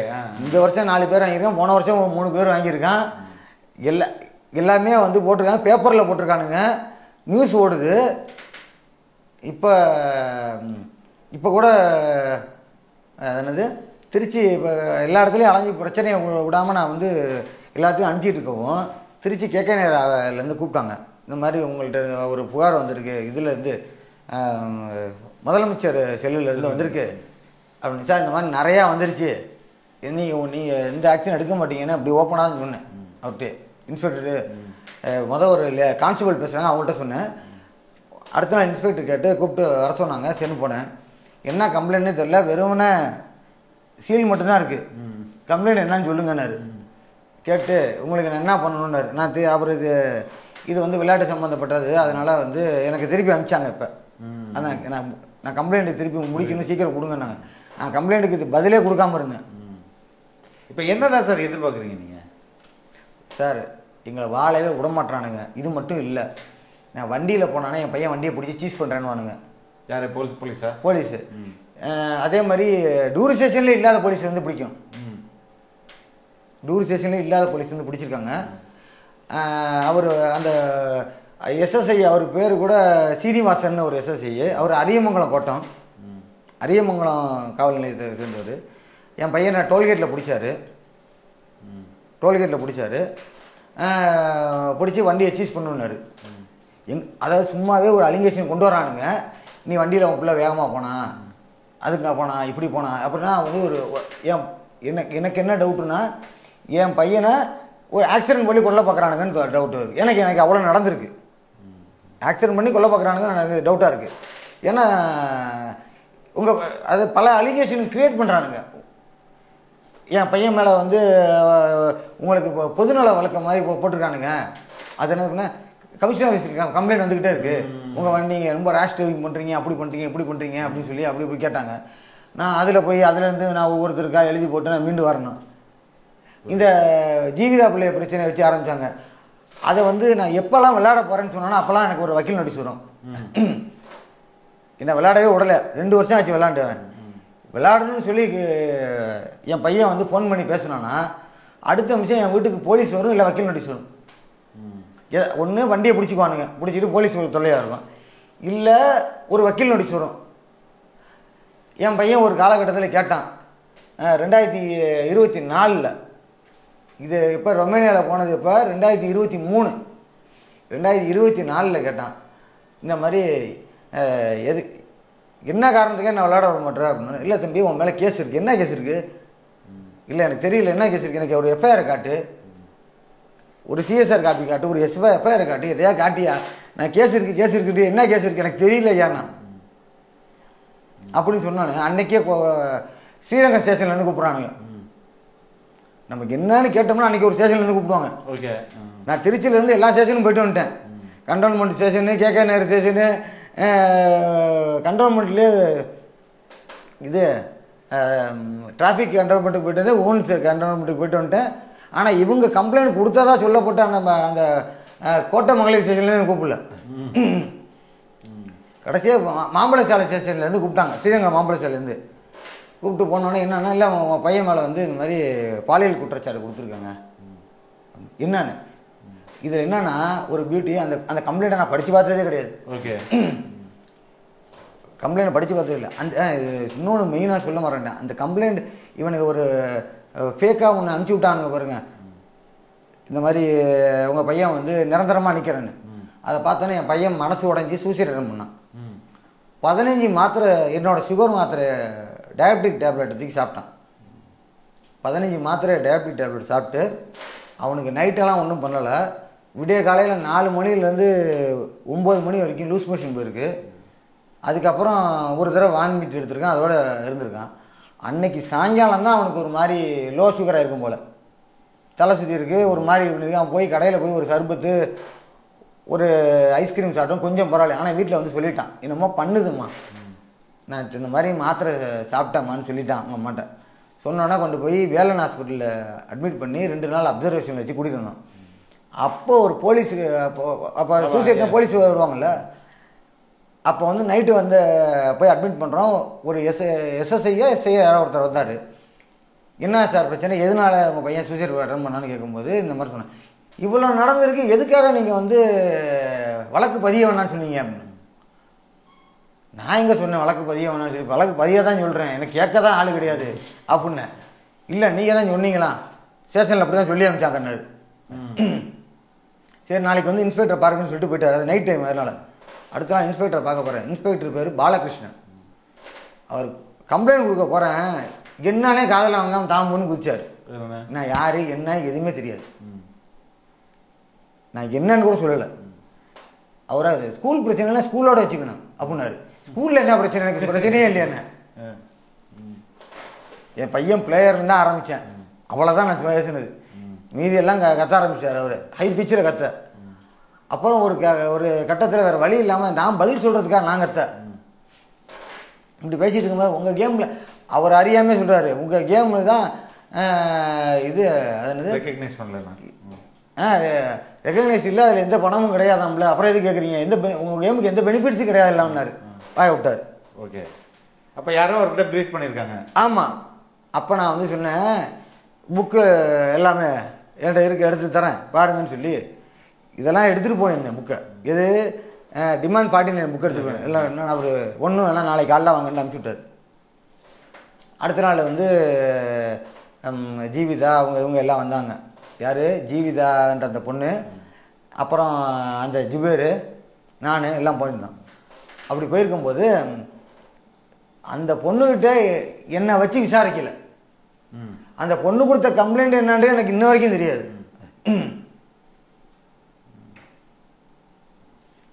அந்த சூசைடுக்கு அட்டன் பண்ணதுக்கு சிஎஸ்ஆர் காப்பி வாங்கினேன்.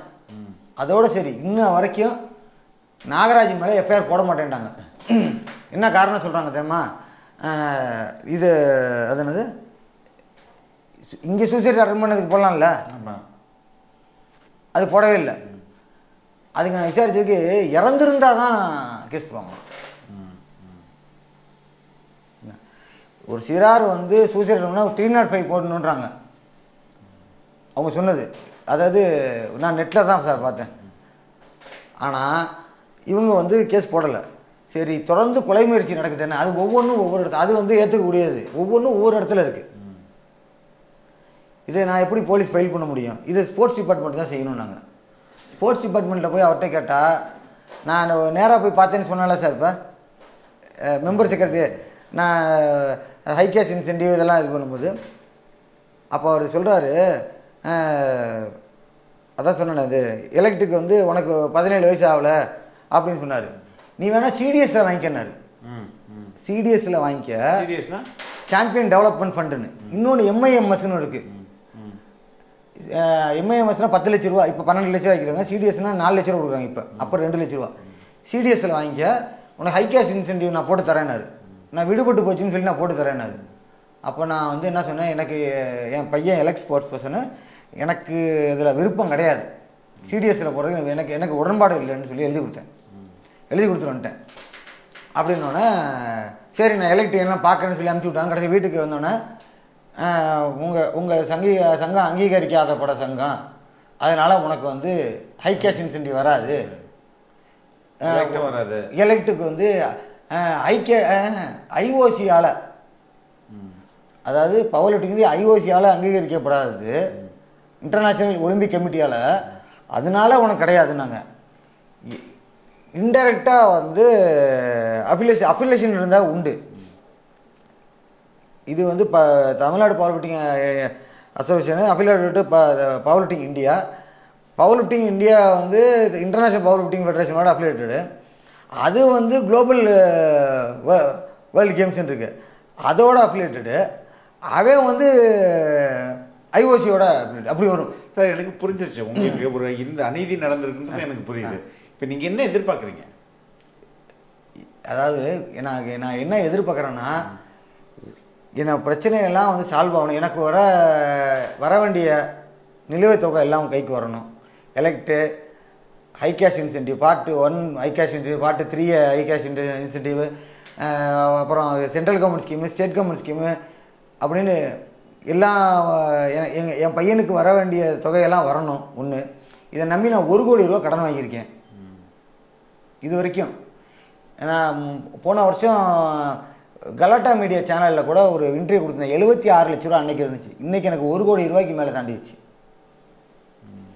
இந்த விளையாட்டில் என் பிள்ளையை சேர்த்தனால நாங்கள் அசிங்கப்பட்டு அவமானப்பட்டு டெய்லி செத்து பொழைச்சிக்கிட்டு இருக்கோம். எங்களுக்கு மிஞ்சினது அசிங்கம், அவமானம், வேதனைகள் தான் மிச்சம். டெய்லி வெளியே போனால் உயிரோட வீட்டுக்கு வருவோமான்னு எங்களுக்கு தெரியாது.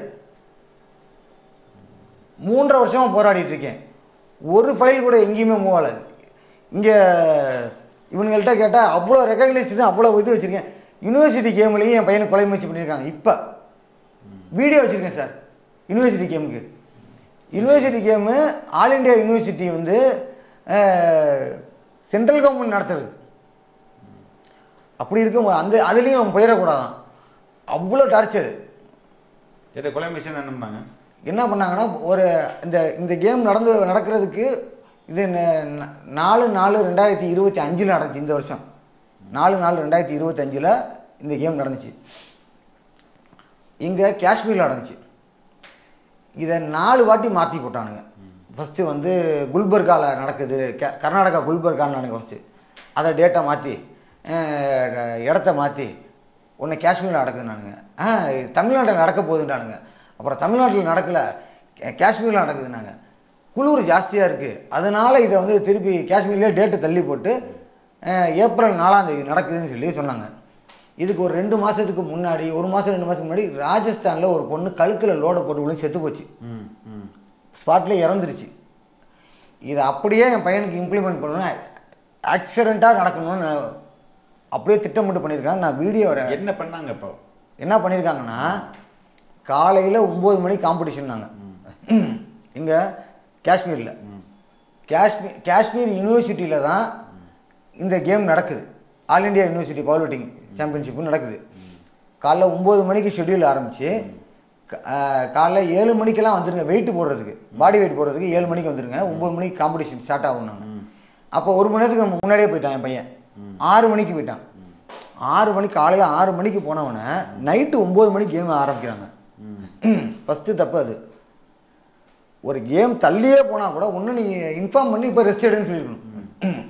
1 மணி நேரம் 2 மணி நேரம் கேம் தள்ளி போகுதுன்னா அது வந்து ப்ராக்டிக்கல் டிஃபிகல்ட்டிஸ். 15 மணி நேரம் டோட்டலாக 6 மணிலேருந்து நைட்டு 9 மணிக்கு 5 மணி நேரம் ஆச்சு. 15 மணி நேரம் ஒருத்தன் டீஹைட்ரேட் ஆக மாட்டானா? ஒன்று இவனுக்கு என்ன காரணத்தை காட்டி தள்ளி வச்சானுங்க? குளிர் காரணம் காட்டி. அதே 3 டிகிரி செல்சியஸ். இன்டோர் கேம் அவுட்டோரில் நடத்துகிறாங்க. இன்டோர் கேம் அவுட்டோரில் நடத்துறதுக்கு யார் வந்து பண்ணி? உங்கள் பையனுக்கு மட்டுமா நடத்துறாங்க? எல்லாருக்கும் அப்படி தானே நடத்துறாங்க? இல்லை சார், இவன் கேட்டகரி தான் அப்படி. இவன் கேட்டகரியில் இவன் மட்டும் தான். அதுக்கு என்ன பண்ணான்றது சொல்கிறேன். இல்லை, இவன் நிறைய பேர் அவனுக்கு ஒருத்தருக்காக தானே சார் லிஃப்ட் கட் பண்ணி விட்டானுங்க. ஒருத்தனை பழி வாங்கினதுக்காக அவன் என்ன வேணால் செய்வானுங்க. அவனுக்கு தேவை காசு கொள்ளடிக்கணும், அவ்வளோதான். அவங்களுக்கு என்ன நிறைவேறது யார் எப்படி செத்தாலும் கவலை இல்லை சார். இதை நான் வந்து உங்கள் பையன்கிட்டே பேசிட்டு அதுக்கப்புறம் நான் உங்களை கண்டினியூ பண்ணலாம்னு நினைக்கிறேன் சார். இல்லை, நான் இதோட கருத்தை நான் சொல்லிடுறேன். சொல்லுங்கள். ஏன்னா அவன் ரொம்ப டிப்ரெஸ் ஸ்டேஜில் இருக்கான். நான் உங்களுக்கு வீடியோ ஆதாரம் தரேன். இல்லை, நான் இதை கேட்கல, ஜென்ரலாக அவர்கிட்ட நான் அது நீங்கள் பேசிக்கோங்க. இல்லை சொல்கிறேன். என்னன்னு இன்டோர் கேம் அவுட்டோரில் நடத்துகிறாங்க. அது தப்பு தானே சார்? ஃபஸ்ட்டு வந்து 15 மணி நேரம் கழிச்சு நடத்துனது தப்பு. இன்டோர் கேம் அவுட்டோரில் நடத்துனது தப்பு. இது எல்லாருக்கும் நடத்தணும் தானே? உங்கள் பையனுக்கு மட்டும் நடத்தியிருந்தா நீங்கள் சொல்கிறது இல்லை. இல்லை, அதுக்கு நான் சொல்கிறேன் என்னன்னு. அதையும் சொல்கிறேன். இன்டோர் கேம் அவுட்டோரில் நடத்துனாங்க, 2வது தப்பு. 3வது தப்பு, வெட்ட வெளியில் இருக்கிறனால குளிர், சரியான குளிரில் தான் நடத்தியிருக்காங்க. 3 டிகிரி செல்சியஸில். புரியுது. அவன் அந்த சின்ன சூட்டு போட்டு நிற்கும் போது குளிர் தாங்காது. வெட்ட வெளியில் நடத்தியிருக்காங்க. அடுத்தது பின்னாடி பேக்ட்ராப் கூட கிடையாது. என்ன கேம்? நாளைக்கு வெளியே போனோம்னா இது என்ன கேம்னு அவன்கிட்டையும் சொல்ல முடியாது. இவன் எங்கேயோ போயிடான்னு நமக்கு என்ன தெரியும்? பின்னாடி பேக்ட்ராப் இல்லாமல் எந்த கேமாச்சும் நடந்திருக்கா உலகத்தில்? ஒரு சின்ன டிஸ்ட்ரிக்ட் காம்படிஷன் கூட அப்படி நடக்காது. தெரு மோனையில் பொங்கல் திருவிழா வச்சுருந்தா கூட ஒரு பேக்ட்ராப் வைப்பானுங்க, ஒரு ஃப்ளெக்ஸ் வைப்பானுங்க. எதுவுமே இல்லாமல் ஒரு ஆல் இண்டியா காம்படிஷன் நடத்துகிறானுங்க. 160 யூனிவர்சிட்டி பார்ட்டிசிபேட் பண்ணியிருக்காங்க. 1000க்கும் மேற்பட்ட அத்லெட்ஸ் பார்ட்டிசிபேட் பண்ணியிருக்காங்க அதில். இன்னொன்று, எந்த விதமான மெடிக்கல் டீமும் நைட்டு இல்லை. நாடா வரலை, நேஷ்னல் ஆன்டி டோப் வரலை. அது வந்திருந்தா அது நடந்திருக்காது. ஏன்னா டோப்பில் இருக்க மட்டும்தான் செய்ய முடியும். ஓகே. மற்றனால செஞ்சுருக்க வாய்ப்பே இல்லை. 3 டிகிரி செல்சியஸ் சார். ஒரு நீங்கள் வேணால் எந்த டாக்டர்கிட்ட வேணால் கேளுங்க. நம்ம 16ல் வந்து ஏசி வச்சாவே நம்மளால் நிற்க முடியாது. 3 டிகிரியில் எப்படி வந்து நிற்பான், இது செய்வான். அவன் டோப் எடுத்து தான் மட்டும்தான் செய்ய முடியும், இல்லைன்னா செய்ய முடியாது. இதில் இன்னொன்று என்னென்னா, ஒவ்வொரு காலிங் அப்பையும் வெயிட்டை தூக்கிட்டு வரப்போ கரண்ட் ஆஃப் பண்ணிடுவாங்க. இதை பாயிண்ட்ஸ் நோட் பண்ணிக்கோங்க சார். சொல்லுங்கள். வெயிட்டை தூக்கிட்டு வரும்போது கரண்ட் ஆஃப் பண்ணிடுவாங்க. 2 காலுக்கு நான் இது வச்சுருக்கேன். அது எப்படின்னா, அவனை வந்து வாஷ் அவுட் பண்ணி, அவன் 3 காலும் பவுல்னா வாஷ் அவுட் ஆயிடுவான். அதுக்காக அவனால் விளாட முடியாது. அப்போ என்ன அப்படின்னா, 2 காலுக்கு நான் வச்சுருக்கேன். 3வது காலு என்கிட்ட ரெக்கார்டு இல்லை. வீடியோ ரெக்கார்டு அவங்க பதியக்கூடாதுன்னு சொல்லியிருக்கானுங்க. அதுக்கு நான் வந்து யார் ஈவெண்ட் ஆர்கனைஸ் பண்ணால் அவங்கள்ட்ட நான் பேசும்போது யார் சொன்னால் அஃபிஷியல் தான் சொன்னாங்கன்னு சொல்லி சொன்னார். அதுக்கு நான் வீடியோ ரெக்கார்டு, ஆடியோ ரெக்கார்டு வச்சுருக்கேன். என் பையன் அங்கேயும் கேட்டிருக்கான், சார் என்ன சார் இந்த குளிரில் எப்படி சார் பண்ண முடியும் அவுட்டோரில் அப்படின்னு கேட்டிருக்கான். இஷ்டம் இருந்தால் பண்ண, கஷ்டம்னா போன்றிருக்காரு. 3 கால்லையும் என் பையனுக்கு லைட் இல்லை. லைட்டு வெயிட்டை தூக்கிட்டு வருவாங்க, லைட் ஆஃப் பண்ணிடுவாங்க. 2வது கால் தலையில் போட்டுட்டு உழுவான். வீடியோ வச்சுருக்கேன். தலையில் போட்டுட்டு உழுவுறான், வீடியோ வச்சுருக்கேன். 3வது கால் வீடியோ இல்லை. ஏன்னா அந்த வீடியோ அழிக்கப்பட்டது. ஏன்னா அதில் அப்பயும் கஷ்டப்பட்டு அவன் செஞ்சிட்டான். அவன் போட்ட லோடு 240. 240 கிலோ. ஒன்றில் பவுல் விட்டான், அதே தான் அடுத்ததையும் போட்டான். 3வது காலும் 243, 3வது காலும் 340 தான் போட்டான், 240 தான் போட்டான். அதில் அவன் ஓகே கூட அடுத்து பெஞ்சு ப்ரெஸ்ஸு டெட்லிஃப்ட் இழுத்துட்டு போயிடுவான். அவன் தான் டாப்பில் வந்துடுவான். அதுக்காக மறைக்கப்பட்டது. ஏன் வீடியோ பதிவு பண்ணாமல் கேம் நடத்துனாங்க? லைவ் டெலிகாஸ்ட் பண்ணணும். 2வது வீடியோ வந்து பதிவு பண்ணணும். வீடியோ எல்லாம் பண்ண மாட்டாங்க. போன வருஷம் நடந்ததுக்கு நான் சாட்சி வச்சுருக்கேன். பக்காவாக இண்டோரில் நடத்துனானுங்க. சென்னை இதில் தான் என்னது இந்த விளையாட்டுக்கெலாம் நடத்துவாங்களே காலேஜ், ஃபிசிக்கல் எஜுகேஷன் யூனிவர்சிட்டி, அங்கே தான் நடந்துச்சு. சென்னை ஃபிசிக்கல் எஜுகேஷன் யூனிவர்சிட்டியில் தமிழ்நாடு பவர் லிஃப்டிங் அசோசியேஷன் தான் நடந்துச்சு. பக்காவாக நடத்துனானுங்க. நீங்கள் சொல்கிறதெல்லாம் பார்த்தா உங்களை ஒரு ஆளை மையப்படுத்தி இந்த ஒத்த நாடே இயங்குற மாதிரி சொல்றீங்களே சார்? இல்ல இல்ல, என்ன எப்படி நம்ப முடியாதா? இல்ல அதுக்கு நான் சொல்றேன். கேள்வி கேட்டா நான் ஒருத்தன் தான். அவனுக்கு எவனும் கேள்வி கேட்டதே கிடையாது. அதுக்கு வந்து உதாரணம் நிறையா இருக்கு. அவனை எவனுமே கேள்வி கேட்டதே கிடையாது. நான் இது வரைக்கும் எந்த பவர் லிஃப்டராச்சும் இப்போ அப்ளை பண்ணானா கேளுங்க, கிடையாது. அவன் பிள்ளைகளுக்கு போட்டியாக இருக்க என் பிள்ளை மட்டும்தான். என் பையன் தான் அவன் பிள்ளைக்கு போட்டியாக இருக்கான். நான் நாகராஜிட்ட கேள்வி கேட்டது நாங்கள் தான். இது வரைக்கும் அவனும் கேள்வி கேட்டதில்லை. அந்த எம்எல்ஏ இ ராஜா வச்சுக்கிட்டு தான் இவ்வளவும் பண்ணுறாங்க. இ ராஜாட்ட நான் ஃபோன் பண்ணி கேட்டோம்னா என்ன சொல்லுவார்னா, என் ஒய்ஃப் 2-3 தடவை கேட்டிருக்காங்க, ஏன் சார் இவ்வளோலாம் பண்ணுறீங்க அப்படின்றது கேட்டதுக்கும் சரி, நம்ம அசோசியேஷனில் கம்ப்ளைண்ட் பண்ணுவோம்ல, நாகராஜ் ஏன் அப்படி பண்ணுறாரு, கொலை முயற்சி நடக்குது, அது நடக்குது, என் ஃபண்ட்ஸை சாப்பிட்டாங்க, இந்த மாதிரி எது பேசினாலும் சரி, ஏம்மா நான் பதவி விலகிட்டேம்மா, நான் ரெசிக்னேஷன் கொடுத்துட்டேம்மா, வேறு எதுவும் சொல்ல மாட்டார். ஆனால் அவர் தான் பதவியில் இருக்காரா? இப்போ வரைக்கும் அவர் தான் இருக்காரு. இப்போ கூட சாரல் திருவிழான்னு ஒன்று ஆரம்பிச்சு இந்த மாதம் 26ஆம் தேதி குற்றாலத்தில் வச்சுருக்காங்க. பெஞ்ச் பிரஸ் போட்டி மட்டும் வச்சுருக்காங்க. சாரல் திருவிழான்னு சொல்லி வச்சுருக்காரு. சரி சார், நான் உங்கள் பையன்கிட்ட பேசிட்டு I will come back to sir. அது மட்டும் இல்லை சார், வேலை வாய்ப்பில் ஃப்ராடு.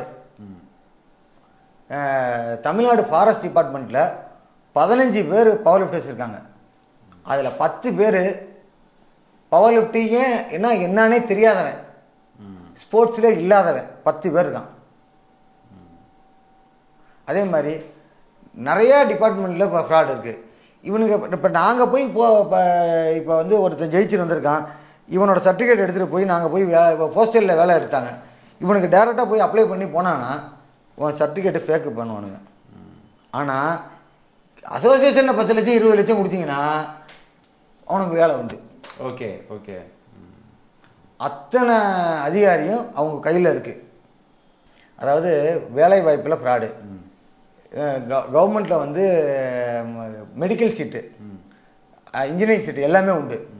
இவங்க இல்லாமல் ஒருத்தன் தனியாக போயிட முடியாது. இவங்க சொல்கிற ஆள் தான் இவங்க கவர்மெண்ட்டில் கொடுத்துருக்கானுங்க. 2017க்கு அப்புறம் வந்து உங்கள் சங்கம் அங்கீகரிக்கப்படாத சங்கம்னு இவங்க கொடுத்தது. இவனுங்க என்ன கொடுத்தாங்க, 2018 யார் அசோசியேஷனில் கொடுத்தது, 18 கவர்மெண்ட்டில் கொடுக்கறது இல்லை அப்படின்னானுங்க. நான் ப்ரூஃப் வச்சுருக்கேன். 2019, 20, 21, 22 வரிசையாக வச்சுருக்கேன் சார். திருச்சி டிஎஸ்ஓ ஸ்கூலில் வந்து மெயினாக இது தான் சொல்லணும்.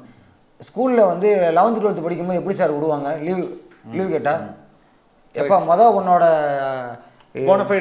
இல்லை இல்லை உன்னோட கேம் ரெக்கக்னைஸ் தான் வாங்கிட்டு வான்னு சொல்லுவாங்கல்ல.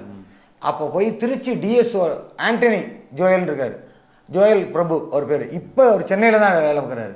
அப்போ திருச்சியில் இருந்தார். ஆண்டனி ஜோயல் பிரபுன்றவர்கிட்ட ஸ்கூலில் வாங்கிட்டு வர சொன்னாங்கன்னு சொல்லி நான் ஒரு லெட்டர் கொடுக்கவும், சரி நானே தரேன்னு சொல்லிட்டு அவர் வந்து ரைஃபிள் ஷூட்டிங் பவர் லிஃப்டிங் ரெண்டுக்குமே எழுதி ப்ராப்பர் ரெகக்னைஸ் கேம்னு போட்டு சீல் வச்சு கையெழுத்து போட்டு கொடுத்துருக்காரு. அது செல்லாதா சார்? டிஸ்ட்ரிக்ட் ஸ்போர்ட்ஸ் ஆஃபீஸர் கொடுத்துருக்காரு, ரெகக்னைஸ் கேம்னு கொடுத்துருக்காரு. ஆன்லைன் போர்ட்டலில் இப்போ நீங்கள் ஓப்பன் பண்ணிங்கனாலும் அதில் வந்து பவர் லிஃப்டிங்னு ஒரு காலம் இருக்கும். என் பையனுக்கு மட்டும் நான் எப்போ அப்ளை பண்ணாலும் நிதி இல்லைன்னு வானுங்க. எது? டிஎன்சிஎஃப்க்கு, தமிழ்நாடு சாம்பியன் ஃபவுண்டேஷனில் இல்லைன்னு வானுங்க. அப்புறமேட்டு அதாவது எப்படின்னா என் பேரில் என் பையன் பேரில் மற்ற பிளேயர்ஸ் பேர்லாம் காசை தின்னுட்டானுங்கன்றத ப்ரூஃப் மீட்டா ஏஐயில் போட்டால் வந்துருச்சு சார். இது மீட்டா ஏஐ. ஓகே. மீட்டா ஏஐயில் இவங்க பைசா ரிசீவ் பண்ணியிருக்காங்களா என்ன ஏதுன்னு சொல்லி சும்மா போய் ஒரு நாள் தட்டி பார்த்தேன். இது மற்ற நாளெல்லாம் போட்டிருக்கேன் வரல, திடீர்னு ஒரு நாள் நைட்டு வந்துருச்சு. அதில் நான் கொஞ்சம் எடுத்தேன். அதில் ஈ ராஜா 30 லட்சம் ரூபா எலக்ட்ரில் வாங்கியிருக்காரு. ஈ ராஜா வெறும் பெஞ்ச் ப்ரெஸ் மட்டும் ஒரு காம்படிஷன் அதில் பண்ணியிருக்காரு. அது எதுலேயுமே வராது, அது பவர் லிஃப்டிங் கேமே கிடையாது. வெறும் பெஞ்ச் ப்ரெஸ் பண்ணால் ஸ்குவாட்டு பெஞ்சு டெட்டு 3 பண்ணால் தான் காம்படிஷனில் வரும், பவர் லிஃப்டிங்னு வரும். இவர் வெறும் பெஞ்ச் ப்ரெஸ் பண்ணிவிட்டு அது அவர் பாடி வெயிட் 150 கிலோ வந்து 140 கிலோ ஒதுக்கிட்டாராம். யார் எம்எல்ஏவா? ஆமாம், அதுக்கு 30 லட்ச ரூபா வாங்கியிருக்காரு. அவருக்கு மாதம் 50,000 ஸ்டைபண்டு, ஹை கேஷ் இன்சென்டிவ் எல்லாமே வாங்கிட்டு இருக்காரு. அதுக்கு நான் எம்எல்ஏ. ஆமாம், நான் ப்ரூஃப் வச்சுருக்கேன். அதை என்னான்னு கேட்டேன், கேட்டு மெம்பர் செக்ரட்டரிக்கு வாட்ஸ்அப்பில் அனுப்பிச்சி விட்டேன். அப்புறம் மணிராஜ் சின்னவர் சீனியர் பி அவருக்கு, அப்புறம் இவருக்கு சதாசிவம் ஜூனியர் பிஏ எல்லாத்துக்குமே அனுப்பிச்சி விட்டேன். கவர்மெண்ட்டுக்கு ஃபுல்லாக அனுப்பிச்சி விட்டோன்னே நான் கன்று ஒன்று அப்ளை பண்ணியிருந்தேன் சார், என் பையனுக்கு ரைஃபிள்.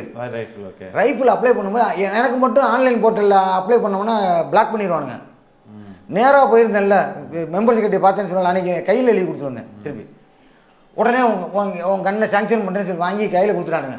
எங்கே வீட்டில் கொண்டு வந்து கொடுத்துட்டு போனானுங்க. யாருக்காச்சும் சென்னையிலேருந்து திருச்சிக்கு ஒரு 15,000 12,000 15,000 செலவு பண்ணி ஒரு 8 வருஷ காரை வாடகைக்கு எடுத்து அதில் என்னோடய ரைஃபிளை ஏற்றிக்கிட்டு அங்கேருந்து இங்கே திருச்சியிலேருந்து ஒரு 4 பேர், சென்னை டிஎஸ்ஓ மாறிட்டார், அதுக்கப்புறம் ஆண்ட்ராய்ட் ஜுவல் மாறிட்டார், வேற ஒருத்தர் இருந்தார், அவர் எல்லாத்தையும் கூட்டிகிட்டு எங்கள் வீட்டில் வந்து டோர் டெலிவரி பீஸா டெலிவரி பண்ண மாதிரி என் வீட்டில் கண்டு கொடுத்தாங்க. நான் வீடியோ ரெக்கார்டு வச்சுருக்கேன். எதுக்கு அப்படி கொடுத்தாங்க சிறப்பா? அதாவது நான் அமைச்சரை பார்த்துடக்கூடாது, நீ தின்னுட்டேன்னு சொல்லிட்டேன், ப்ரூஃப் எடுத்து கொடுத்துட்டேன். ஓகே, கொடுத்தோன்னே அந்த டைமில் தான் அவர் வந்து கலைவாணரங்கத்தில் வந்து இது கொடுக்குறாரு. அவர் அடிக்கடி இப்போ கொடுத்துட்ருக்காரு, விளையாட்டு பொருள்லாம் கொடுக்குறேன்னு. திருச்சியில் கலையரங்கத்தில் கொடுக்குறாரு, கலையரங்கத்தில் கொடுக்குறாரு. எப்போ இதுக்கு ரெண்டுக்கும் நடுவில் உள்ள டேட்டில் அவசரமாக காரில் ஏற்றிட்டு வந்து என் வீட்டில் கொண்டு வந்து டோர் டெலிவரி கொடுத்தானு. இவன் திருடலானா எதுக்கு சார் கொண்டு வந்து கொடுக்குறாங்க? யாருக்கா இது வரைக்கும் எஸ்டிஏட்டில் நான் வீட்டில் கொண்டு போய் கொடுத்துருக்காங்களா? அதை வந்து அடுத்தது இப்போ 4ஆம் மாதம் இப்போ இது பென்ஷன்லாம் கொடுத்தாங்கன்னு சொன்னல, அப்போ வந்து ஒரு பொம்பளை பிள்ளைக்கு ஒரு பையனுக்கு கன்று கொடுத்தாங்க. இதே மாதிரி கன் ஷூட்டிங்கில் ஒரு பொண்ணுக்கு பிஸ்டல் கொடுத்தாங்க, ஒரு பையன் கன்று வாங்கி ரைஃபிள் வாங்கியிருக்காங்க. அவங்களுக்கு மேடையில் தான் கொடுக்குறாங்க, உதயநிதி கையால் தான் கொடுக்குறாங்க. உதயநிதி கையாக கொடுக்குறதுல பார்க்க விட மாட்டானுங்க. இதில் என்னன்னா வீட்டில் கொண்டு வந்து கொடுத்தது ஏன் சார்னு சொல்லி அவருக்கு மெம்பர் செக்ரட்டரிக்கு அனுப்பிச்சதுக்கு இனிமேட்டு நாங்கள் செஞ்சிடறேன்னு அனுப்பிச்சுட்ருக்காரு. எனவே சார், நான் உண்மையிலேயே உங்கள் பையன்கிட்ட பேசிட்டு தென் ஐ வில். சரி, தேங்க்யூ. வணக்கம் தினேஷ். வணக்கம் சார். வாழ்த்துக்கள் தினேஷ். உண்மையிலே you have done a lot of things. ஒருத்தர் வந்து 2 ஸ்போர்ட்ல இருக்கிறது பெரிய விஷயம், அந்த 2 ஸ்போர்ட்ஸ்லையும் அச்சீவ் பண்ணுறது அதை விட பெரிய விஷயம். ஐ திங்க் நீங்கள் வந்து காமன்வெல்த் சாம்பியன்ஷிப் 2002 நியூசிலாண்டில் வந்து 2022 நியூசிலாந்து தான் ஃபர்ஸ்ட் பிளேஸ் ஃபார் கோல்டு அந்த மாதிரிலாம் வாங்கியிருக்கீங்க. ஆனால் உங்கள் அப்பாட்ட பேசும்போது ஒவ்வொரு பயணமும் ஒவ்வொரு ட்ராவலும் ஒரு பெரிய தடையெல்லாம் வந்தது அப்படின்றத சொன்னாங்க. இப்போ இந்த ரொமேனியா போகும்போது உங்களை இப்போ எத்தனை நாள் 4 நாள் ட்ராவலுக்கு மட்டுமே எழுதிட்டு போனதா சொன்னாங்க இல்லையா?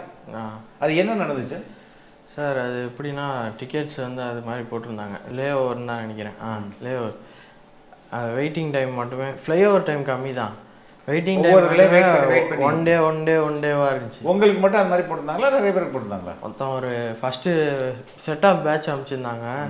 அதில் எங்கள் பேட்சில் வந்து மொத்தம் 4 பேர் இருந்தோம், 4 பேருக்கும் அப்படி தான் போட்டிருந்தாங்க. எதுக்காக அப்படி போட்டிருந்தாங்கன்னு நினைக்கிறீங்க? அது அவங்க கேன்சல் பண்ணி போட்டுட்டு இருந்தாங்க. அது எனக்கு கரெக்டாக எக்ஸாக்ட் ரீசன் எப்படின்னு எனக்கு தெரில, ஆனால் அப்படி தான் பண்ணியிருந்தாங்க. அதுக்கப்புறம் உங்களுக்கு சாப்பாடு தரல, உங்களுக்கு வந்து நீங்கள் வந்து ஒரு ஃபுட்டு, ஆமாம் ஃபுட்டு இது பண்ணல. துபாயில் மட்டும் 1 டே அகாமடேஷன் கொடுத்துருந்தாங்க, ஃப்ரீ பிரேக்ஃபாஸ்ட் ஃப்ரீ கொடுத்துருந்தாங்க, மற்ற எங்கேயுமே கொடுக்கல.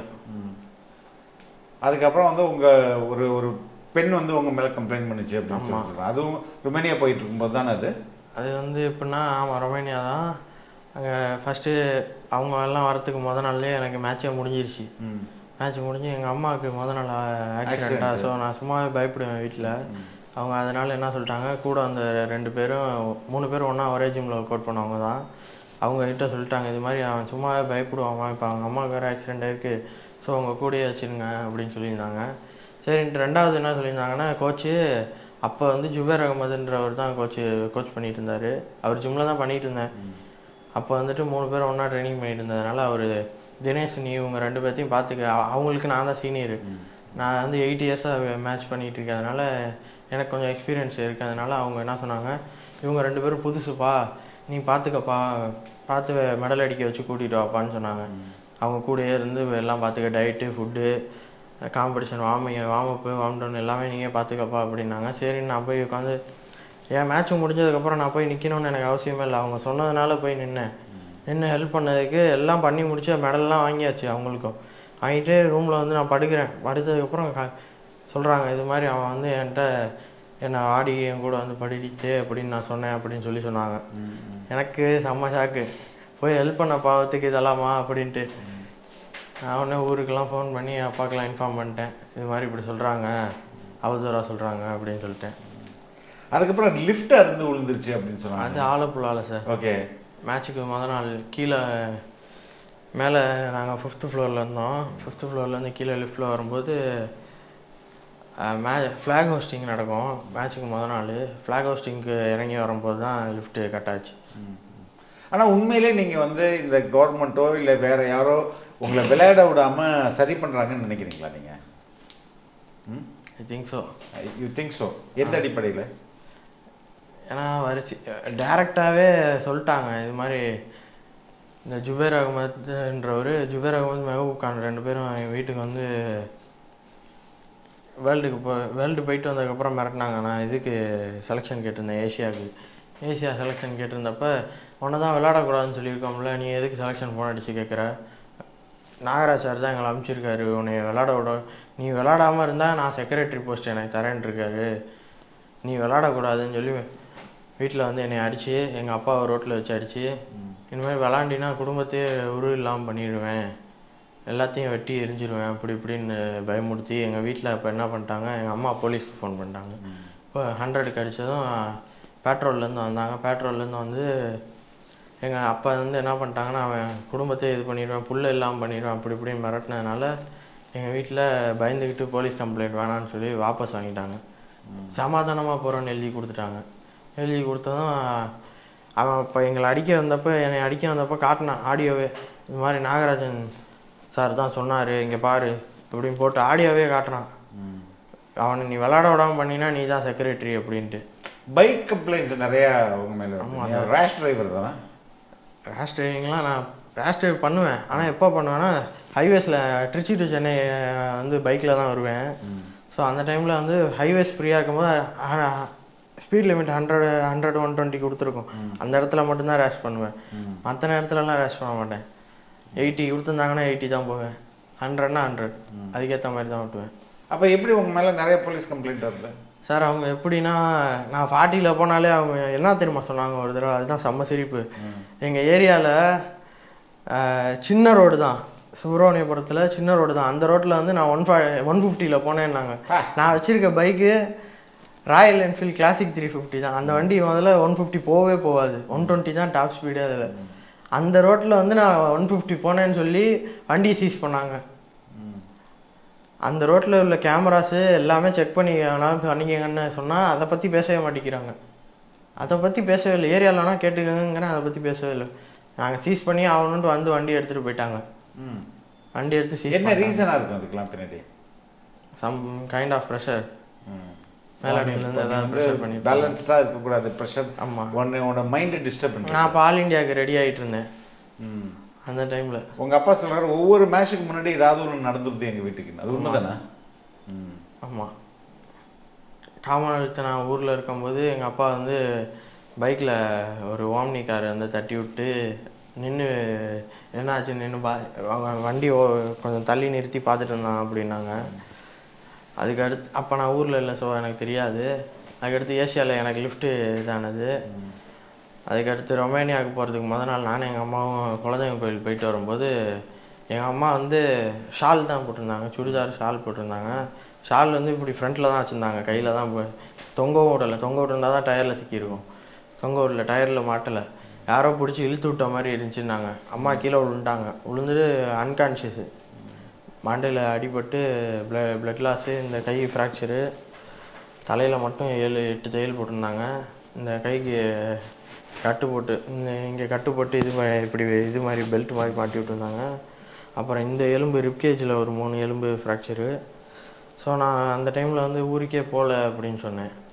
எங்கள் வீட்டில் எல்லாம் ஃபோர்ஸ் பண்ணி, மாமா எல்லாம் ஃபோர்ஸ் பண்ணி அமுச்சு விட்டாங்க, இது மாதிரி போ அப்படின்ட்டு. வீட்லேயும் அந்த டைமில் கேஷ் இல்லை அவங்ககிட்ட. நான் என்ன பண்ணேன், என் கையில் 2 lakhs கொடுத்துருந்தாங்க. 1 lakh வீட்டில் வச்சுட்டு 1.5 lakh வீட்டில் வச்சுட்டு 1 lakh தான் எடுத்துகிட்டு போயிருந்தேன். 1 lakh தான். ஆமாம், 2.5 lakh கொடுத்துருந்தாங்க. 1.5 lakh வீட்டில் வச்சுட்டு 1 lakh தான் எடுத்துகிட்டு போயிருந்தேன்.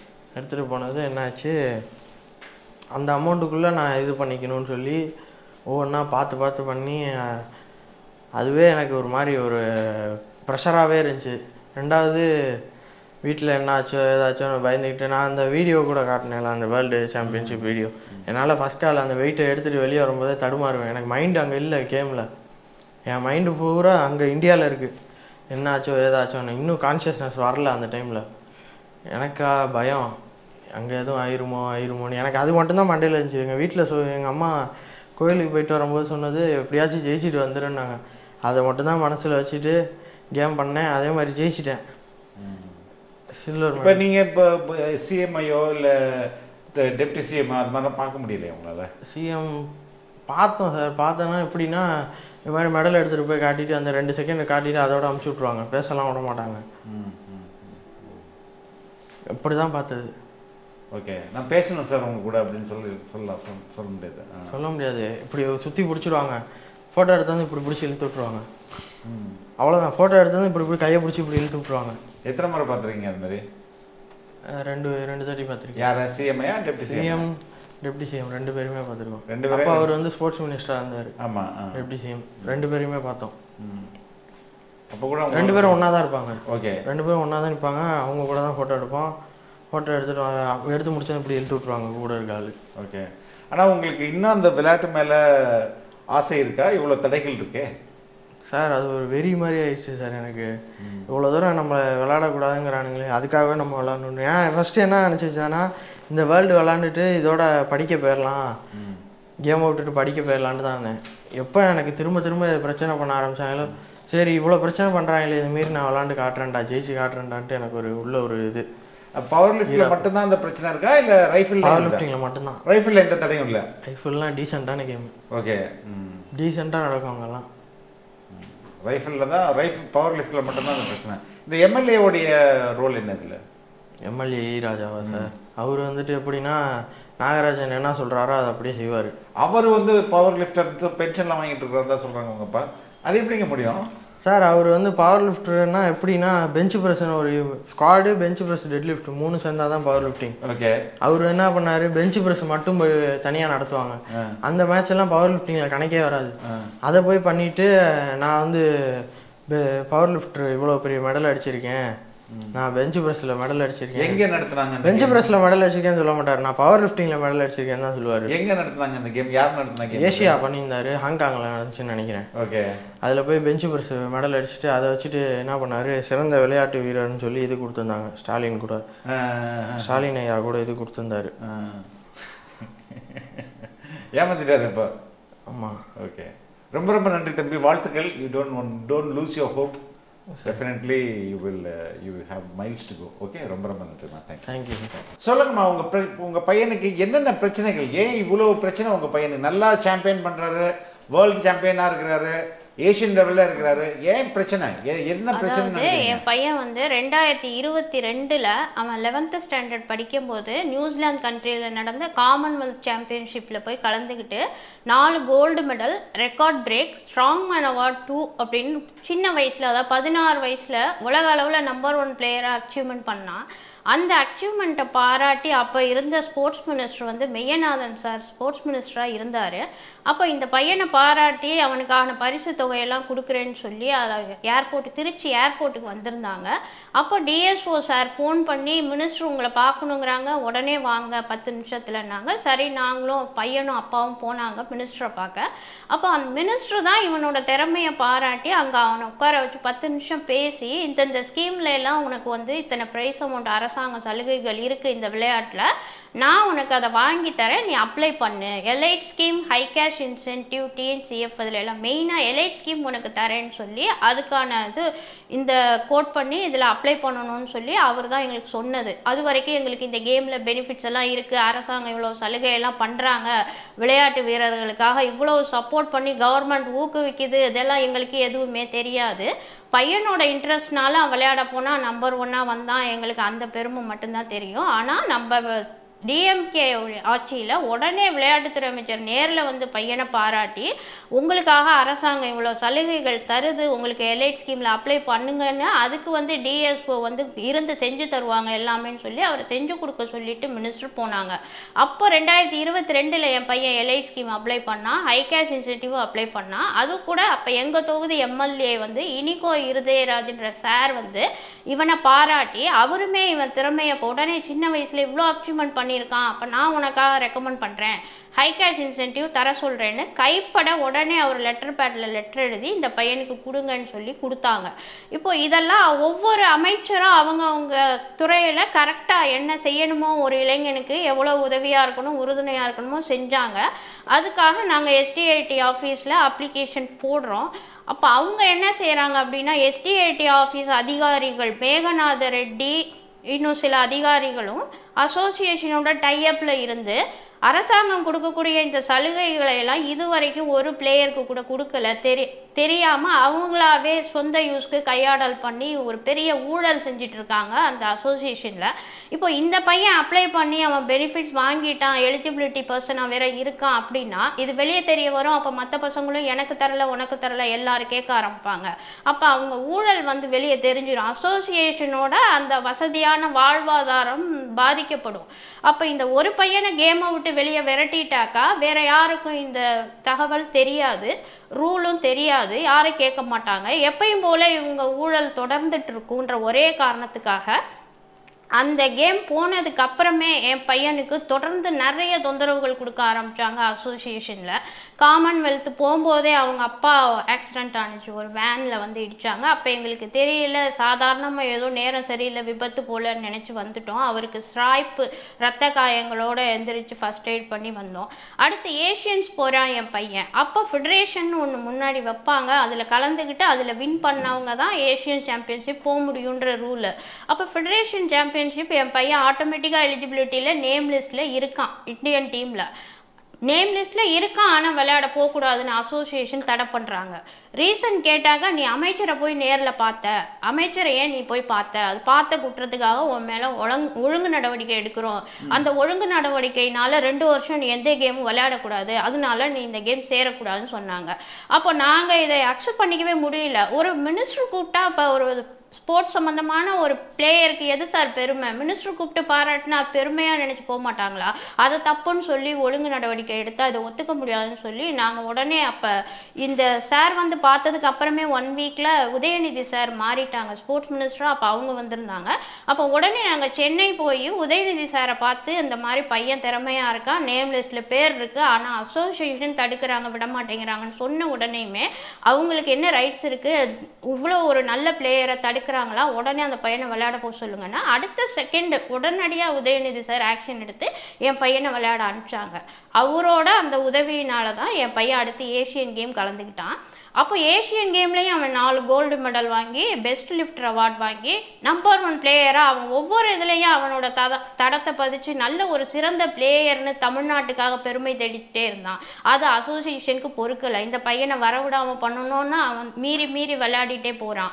அப்போ இவனை தடுக்கணும்னு ஏஷியன் கேம் அப்போ அவன் விளையாட போகும்போது லிஃப்ட்டை கட் பண்ணி விட்டாங்க. அதாவது மறுநாள் காலையில் கேம்னா நைட்டு ஓப்பனிங் செரிமனி இனாக்ரேஷனில் கலந்துக்க போகும்போது அவன் வரப்போ மட்டும் லிஃப்ட்டு கட் ஆகி அவன் காலை அடிபட்டு முட்டி வலி வீங்கி அடுத்து எந்திரிச்சு நடக்க முடியாமல் பெயினில் துடிக்கிறான். ஒரு ஃபர்ஸ்ட் எய்டு கூட செய்யலை. காரணம் அவன் நல்லபடியாக இருந்தால் போய் கேம் செஞ்சு ஜெயிச்சிருவான், அதை தடுக்கணுன்ற ஒரே மோட்டிவேஷன். அப்புறமா அது ஏதோ பெரிய குற்றம், அது வந்து ஒரு விபத்தா கூட இருக்கலாம் இல்லையா? அது விபத்து அப்படின்னா என் பையனுக்கு மட்டுமே ஒவ்வொரு கேம் அப்போ அதுவும் அந்த முத நாள் மட்டும்தான் நடக்கும் சார். நாளைக்கு கேம் அவன் கலந்துக்கணும் அப்படின்னா நாள் நடக்கும் விபத்து. அதே மாதிரி காமன்வெல்த் போகும்போது அவங்க அப்பாவுக்கு நடந்தது, அது அகஸ்மாத்தா எதுவும் இல்லை, நல்ல வேலையா ஸ்ட்ரைப்போட போச்சு. அப்போ அடுத்த நாள் காலையில் இவன் 66 கேட்டகிரிங்கும் போது முதல்ல இவனுக்கு தான் வரும் ஃபர்ஸ்ட் டேயா. சர்டிஃபிகேட்லாம் வரலன்னு சொல்றீங்களா? என்னம்மா? ஆமாம் சார், அதாவது 2023 நேஷ்னல் காம்படிஷன் வந்து குற்றாலம்ல நடந்தது தமிழ்நாட்டில். அதில் என் பையன் கலந்துக்கிட்டு 4 gold medal, 3 record break, at a டைமில் 3 ரெக்கார்ட் பிரேக் பண்ணி ஸ்ட்ராங் மேன் அவார்டு வாங்கியிருந்தான் சார். அப்போ 23 நடந்து இப்போ 25 ஆகுது, 2 வருஷம் ஆகுது. அதுக்குரிய ஒரு சர்டிஃபிகேட் கூட இன்ன வரைக்கும் என் பையனுக்கு கொடுக்கல. அதான ரீசன் என்ன அப்படின்னா, அவன் நம்பர் 1 பிளேயர், எலிஜிபிலிட்டி பர்சனாக வரான், சர்டிஃபிகேட் கொடுத்தா அப்ளை பண்ணி அவன் பெனிஃபிட்ஸ் வாங்கிடுவான். அப்போ சர்டிஃபிகேட் இல்லைன்னா அப்ளை பண்ண முடியாது, அந்த ரீசனுக்காக கொடுக்க மாட்டேங்கிறாங்க. அது மட்டும் இல்லாமல் இன்னும் நிறைய சர்டிஃபிகேட்ஸ் தரல. ஃபெடரேஷன் போனால் அதில் கோல்டு மெடல் வாங்கினா அந்த சர்டிஃபிகேட் தரல, காமன்வெல்த் போனால் அதில் ரெக்கார்ட் பிரேக் பண்ணால் அதுக்கான சர்டிஃபிகேட் தரல. அதே மாதிரி ஸ்ட்ராங் மேன் சர்டிஃபிகேட் அவங்க கையில தான கொடுத்து அனுப்புவாங்க, மெடலும் சர்டிஃபிகேட்டும். அவங்க அசோசியேஷன் தான் அந்த கடைசி நாள் முடியறப்ப, கேம் முடியறப்ப அவங்க கையில கொடுத்து அனுப்புவாங்க. ஸ்ட்ராங் மேன் அவார்டுன்னு ஒரு ஷீல்டு ஒன்று கொடுப்பாங்க. அவங்க தான் நியூசிலாந்துலேருந்து இங்கே தமிழ்நாட்டுக்கு வந்துட்டு இவங்க கையில் கொடுக்குறாங்க. ஏன்னா போட்டி லாஸ்ட் டே வரைக்கும் இவங்களுக்கு ஃப்ளைட் டிக்கெட் போட்டு விசா போட்டு இவங்க கூட்டிகிட்டு போகிறது கிடையாது. இவங்களுக்கு அதாவது அந்த போட்டின்றது 4 நாள் 5 நாள் நடக்கும். இவங்களுக்கு என்னைக்கு எந்த டே ஆரம்பிக்குதோ அந்த டேக்கு நாள் நைட்டு கொண்டு போய் விடுவாங்க. காம்படிஷன் முடிஞ்ச உடனே அடுத்த நாள் உடனே ஃப்ளைட் டிக்கெட் அவங்களே போட்டு ஆட்டோமேட்டிக்காக இவங்களை ரிட்டர்ன் கூட்டிகிட்டு வந்துடுவாங்க. லாஸ்ட் டே அது ஒரு சென்ட் ஆஃப் வச்சு அந்த டேல தான் அந்த ஸ்ட்ராங் மேன் அவார்டு, அந்த ரெக்கார்ட் பிரேக், அந்த ஷீல்டு எல்லாமே கையில் தருவாங்க. லாஸ்ட் டேல ஃபங்க்ஷன் வச்சு தான் கொடுப்பாங்க. ஆனால் பிளேயர்ஸை அந்த லாஸ்ட் டே வரைக்கும் அசோசியேஷன் இருக்க விடுறது இல்லை. இவங்க பார்ட் முடிஞ்ச உடனேமே ஃப்ளைட் ஏற்றி விசா முடிஞ்சிருச்சு. சர்டிஃபிகேட் இல்லைன்னா உங்க கிளைம் எல்லாம் எப்படி உண்மை பொய்யா கூட இருக்கலாம். ஏன் நீங்க சொல்றது சார்? இப்போ சர்டிஃபிகேட் உங்கள்கிட்ட இல்லை, அப்போ நீங்க சொல்றது பொய்யா கூட இருக்கலாம் இல்லையா?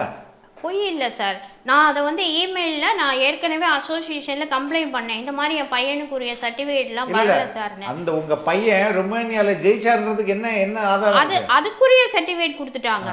போய் ஃபர்ஸ்ட் வந்தான் அப்படின்ற கோல்டு மெடல் 4 கையில் கொடுத்துட்டாங்க, அதுக்குரிய சர்டிஃபிகேட் கொடுத்துட்டாங்க. ரெக்கார்ட் பிரேக் பண்ணான்றது அதுக்குரிய சர்டிஃபிகேட் கொடுத்தாதான் நாங்கள் வெளியே சொல்ல முடியும் அவன் ரெக்கார்ட் பிரேக் பண்ணியிருக்கான் ஆமான்றதுக்கு ப்ரூஃப். அதுதான் அதுக்கான ப்ரூஃபாக ஒரு சர்டிஃபிகேட் கொடுக்கல. அதே மாதிரி ஸ்ட்ராங் மேன் அவார்டு வாங்கியிருக்கான் அப்படின்னு நாங்கள் வாயிலேயே சொல்லிக்க முடியாது, அதுக்கு ஒரு சர்டிஃபிகேட் தருவாங்க. இவன் இந்த கேமில் கலந்து ஸ்ட்ராங் மேன் அவார்டு அப்படின்னு அதுக்கு ஒரு ஷீல்டு ஒன்று கையில் தருவாங்க. ரெண்டுமே கொடுக்கல. அதே மாதிரி ஃபெடரேஷன் கலந்து கோல்டு மெடல் வாங்கியிருக்கான், கலந்துக்கிட்டதும் நாங்கள் தான் சொல்கிறோம் கலந்துக்கிட்டோன்னு, இன்ன வரைக்கும் அதுக்கான சர்டிஃபிகேட் தரல. அது மாதிரி நேஷ்னல் போன பையன் ஒரு நேஷ்னலில் கோல்டு மெடலிஸ்ட்டு, நான் 3 அட் எ டைமில் 3 ரெக்கார்ட் பிரேக் பண்ணுறதுன்றது ரொம்ப கஷ்டமான வேலை சார். ஒருத்தங்க ஒரு ரெக்கார்ட் பிரேக் பண்ணுறதே பெரிய சாதனையாக நினச்சி அவங்க லைஃப்பில் அவ்வளோ ஒர்க் அவுட் பண்ணி செய்யும் போது இந்த பையன் 3 ரெக்கார்ட் பிரேக் பண்ணியிருக்கான்னா அதுக்குரிய எந்த சர்டிஃபிகேட்டும் இன்ன வரைக்கும் தரல. கேமில் கலந்துக்கிட்டு கோல்டு மெடல் வாங்கினதுக்கான ஃபர்ஸ்ட் பொசிஷன் வந்திருக்கான் அப்படின்றதுக்கு கூட சர்டிஃபிகேட் தரல. எதுக்காக அதெல்லாம் கொடுக்காம ஏன் இவ்வளோ நாள் வச்சுருக்கணும்? புகாராக நான் நிறைய அனுப்பிட்டேன் அசோசியேஷனில், சர்டிஃபிகேட் இது மாதிரி தரல கொடுங்கன்னு, இது வரைக்கும் எந்த பதிலும் வரல, சர்டிஃபிகேட் தரல. சரி, அசோசியேஷன் தமிழ்நாடு தான் இப்படி இருக்காங்கன்னு சொல்லி இவங்களோட ஹெட் நேஷ்னல் ஃபெடரேஷனுக்கு நான் கம்ப்ளைண்ட் அனுப்புகிறேன். இந்த மாதிரி தமிழ்நாடு அசோசியேஷன் இந்த பையனுக்கு இவ்வளோ சர்டிஃபிகேட் தர மாட்டேங்கிறாங்க, இவ்வளோ நாள் ஆச்சு கேட்டுட்டே கொடுக்கல அப்படின்னு. சரி, நீங்கள் எனக்கு கம்ப்ளைண்ட்டை அனுப்புங்க, நான் என்னன்னு பார்க்குறேன். அவங்களுக்கும் தொடர்ந்து நான் இமெயிலில் கம்ப்ளைண்ட் அனுப்புகிறேன். அதோடு சரி, அவங்களும் எந்த ஸ்டெப் எடுக்கல, தரல. சரி, அசோசியேஷன் இப்படி இருக்காங்க, கவர்மெண்ட்டுக்கு கம்ப்ளைண்ட் கொடுக்குறேன் நான். இந்த மாதிரி இந்த பையன் விளையாடவும் விடலை, தொடர்ந்து 2 வருஷமா விளையாட விடல. ஒரு வேர்ல்டு வைஸ் நம்பர் 1 பிளேயரை ஒரு சாதாரண டிஸ்ட்ரிக்ட் மீட்டோ ஸ்டேட் மீட்டோ கூட கலந்துக்க விட மாட்டேங்கிறாங்கன்னா அந்த அளவுக்கு என்ன அந்த பையன் மேல வெஞ்சன்சி. அப்போ ஸ்போர்ட்ஸ்ல ஒரு பையன் இவ்வளோ தூரம் சாதனையாளர்னா வந்து என்ன பிரயோஜனம், என்ன மரியாதை இருக்கு அவனுக்கு? அதுக்கான உண்மையான ரீசன் சொல்லுங்க, எதுக்காக தடுக்கிறீங்க அப்படின்னா அதுக்கும் எந்த காரணமும் கிடையாது. கவர்மெண்ட்டும் எந்த ரெஸ்பான்ஸும் கொடுக்க மாட்டேங்கிறாங்க. சரி, அதுதான் போச்சு அப்படின்னா ஏஷியன் யூனிவர்சிட்டி கப்புன்னு காலேஜ் மூலியமாக அனுப்புகிறாங்க சார். ஏஷியன் யூனிவர்சிட்டின்றது எஸ்ஆர்எம் யூனிவர்சிட்டி மூலியமாக ரிக்வஸ்ட் கொடுக்குறாங்க. காலேஜ் ஸ்போர்ட்ஸ் டிபார்ட்மெண்ட்டில் என்ட்ரி ரிக்வஸ்ட் கொடுத்துட்டாங்க. அப்போ அதை வந்து அவங்க அக்செப்ட் பண்ணி இந்த பையனை கேமில் சேர்த்துக்கணும் நாமினேஷன் லிஸ்ட்டில். அதுக்கு அவங்க பதில் சொல்கிறாங்க, நீங்கள் ரிக்வஸ்ட் கொடுத்துட்டீங்க, அதுக்காக நாங்களாம் எடுத்துக்க முடியாது. அசோசியேஷன் இந்த பையனை ஓகேன்னு சொல்லி அக்செப்ட் பண்ணாதான் நாங்கள் பேர் சேர்ப்போம், விளையாட அலோவ் பண்ணுவோம். அசோசியேஷன் கொடுக்க மாட்டேங்கிறாங்க அக்செப்ட் பண்ணி. நீங்க என்ன டிமாண்ட் அதனால தெரியாது, எந்த ரீசன் சொல்ல மாட்டேங்கிறாங்க. உங்களுக்கு இப்ப என்ன தேவை? பையன் தொடர்ந்து விளையாடணும். 2 வருஷமா எந்த கேம் விளையாட விடல. கடைசியா யூனிவர்சிட்டி மூலியமா ஆல் இண்டியா யூனிவர்சிட்டி கேம் கலந்துக்கிட்டான். அதுலயும் அப்பட்டமான கொலை முயற்சி அந்த பையனுக்கு பண்ணியிருக்காங்க. அது நான் வீடியோ ஆதாரத்தோட புகாரா அரசாங்கத்துக்கு அனுப்பிச்சிருக்கேன். நான் என்னைக்கு இந்த மாதிரி ஒரு இன்சிடென்ட் நடந்துச்சு அப்படின்னு சொல்லி புகார் கொடுத்தனோ அதே டேட் போட்டு இவ்வளவு நாள் எங்களுக்கு 1 ரூபா காசு கூட அரசின் சலுகை கிடையாதுன்னு சொன்னவங்க, எதுவுமே வராது தர முடியாதுன்னு சொன்னவங்க, அந்த 4ஆம் தேதி தான் அந்த பையனுக்கு இந்த இன்சிடென்ட் கொலை முயற்சி கேம்ன்ற பேர்ல நடந்ததுன்றதுனால அதே டேட் போட்டு அவங்களாவே எங்களுக்கு லெட்டர் அனுப்புறாங்க வீட்டுக்கு.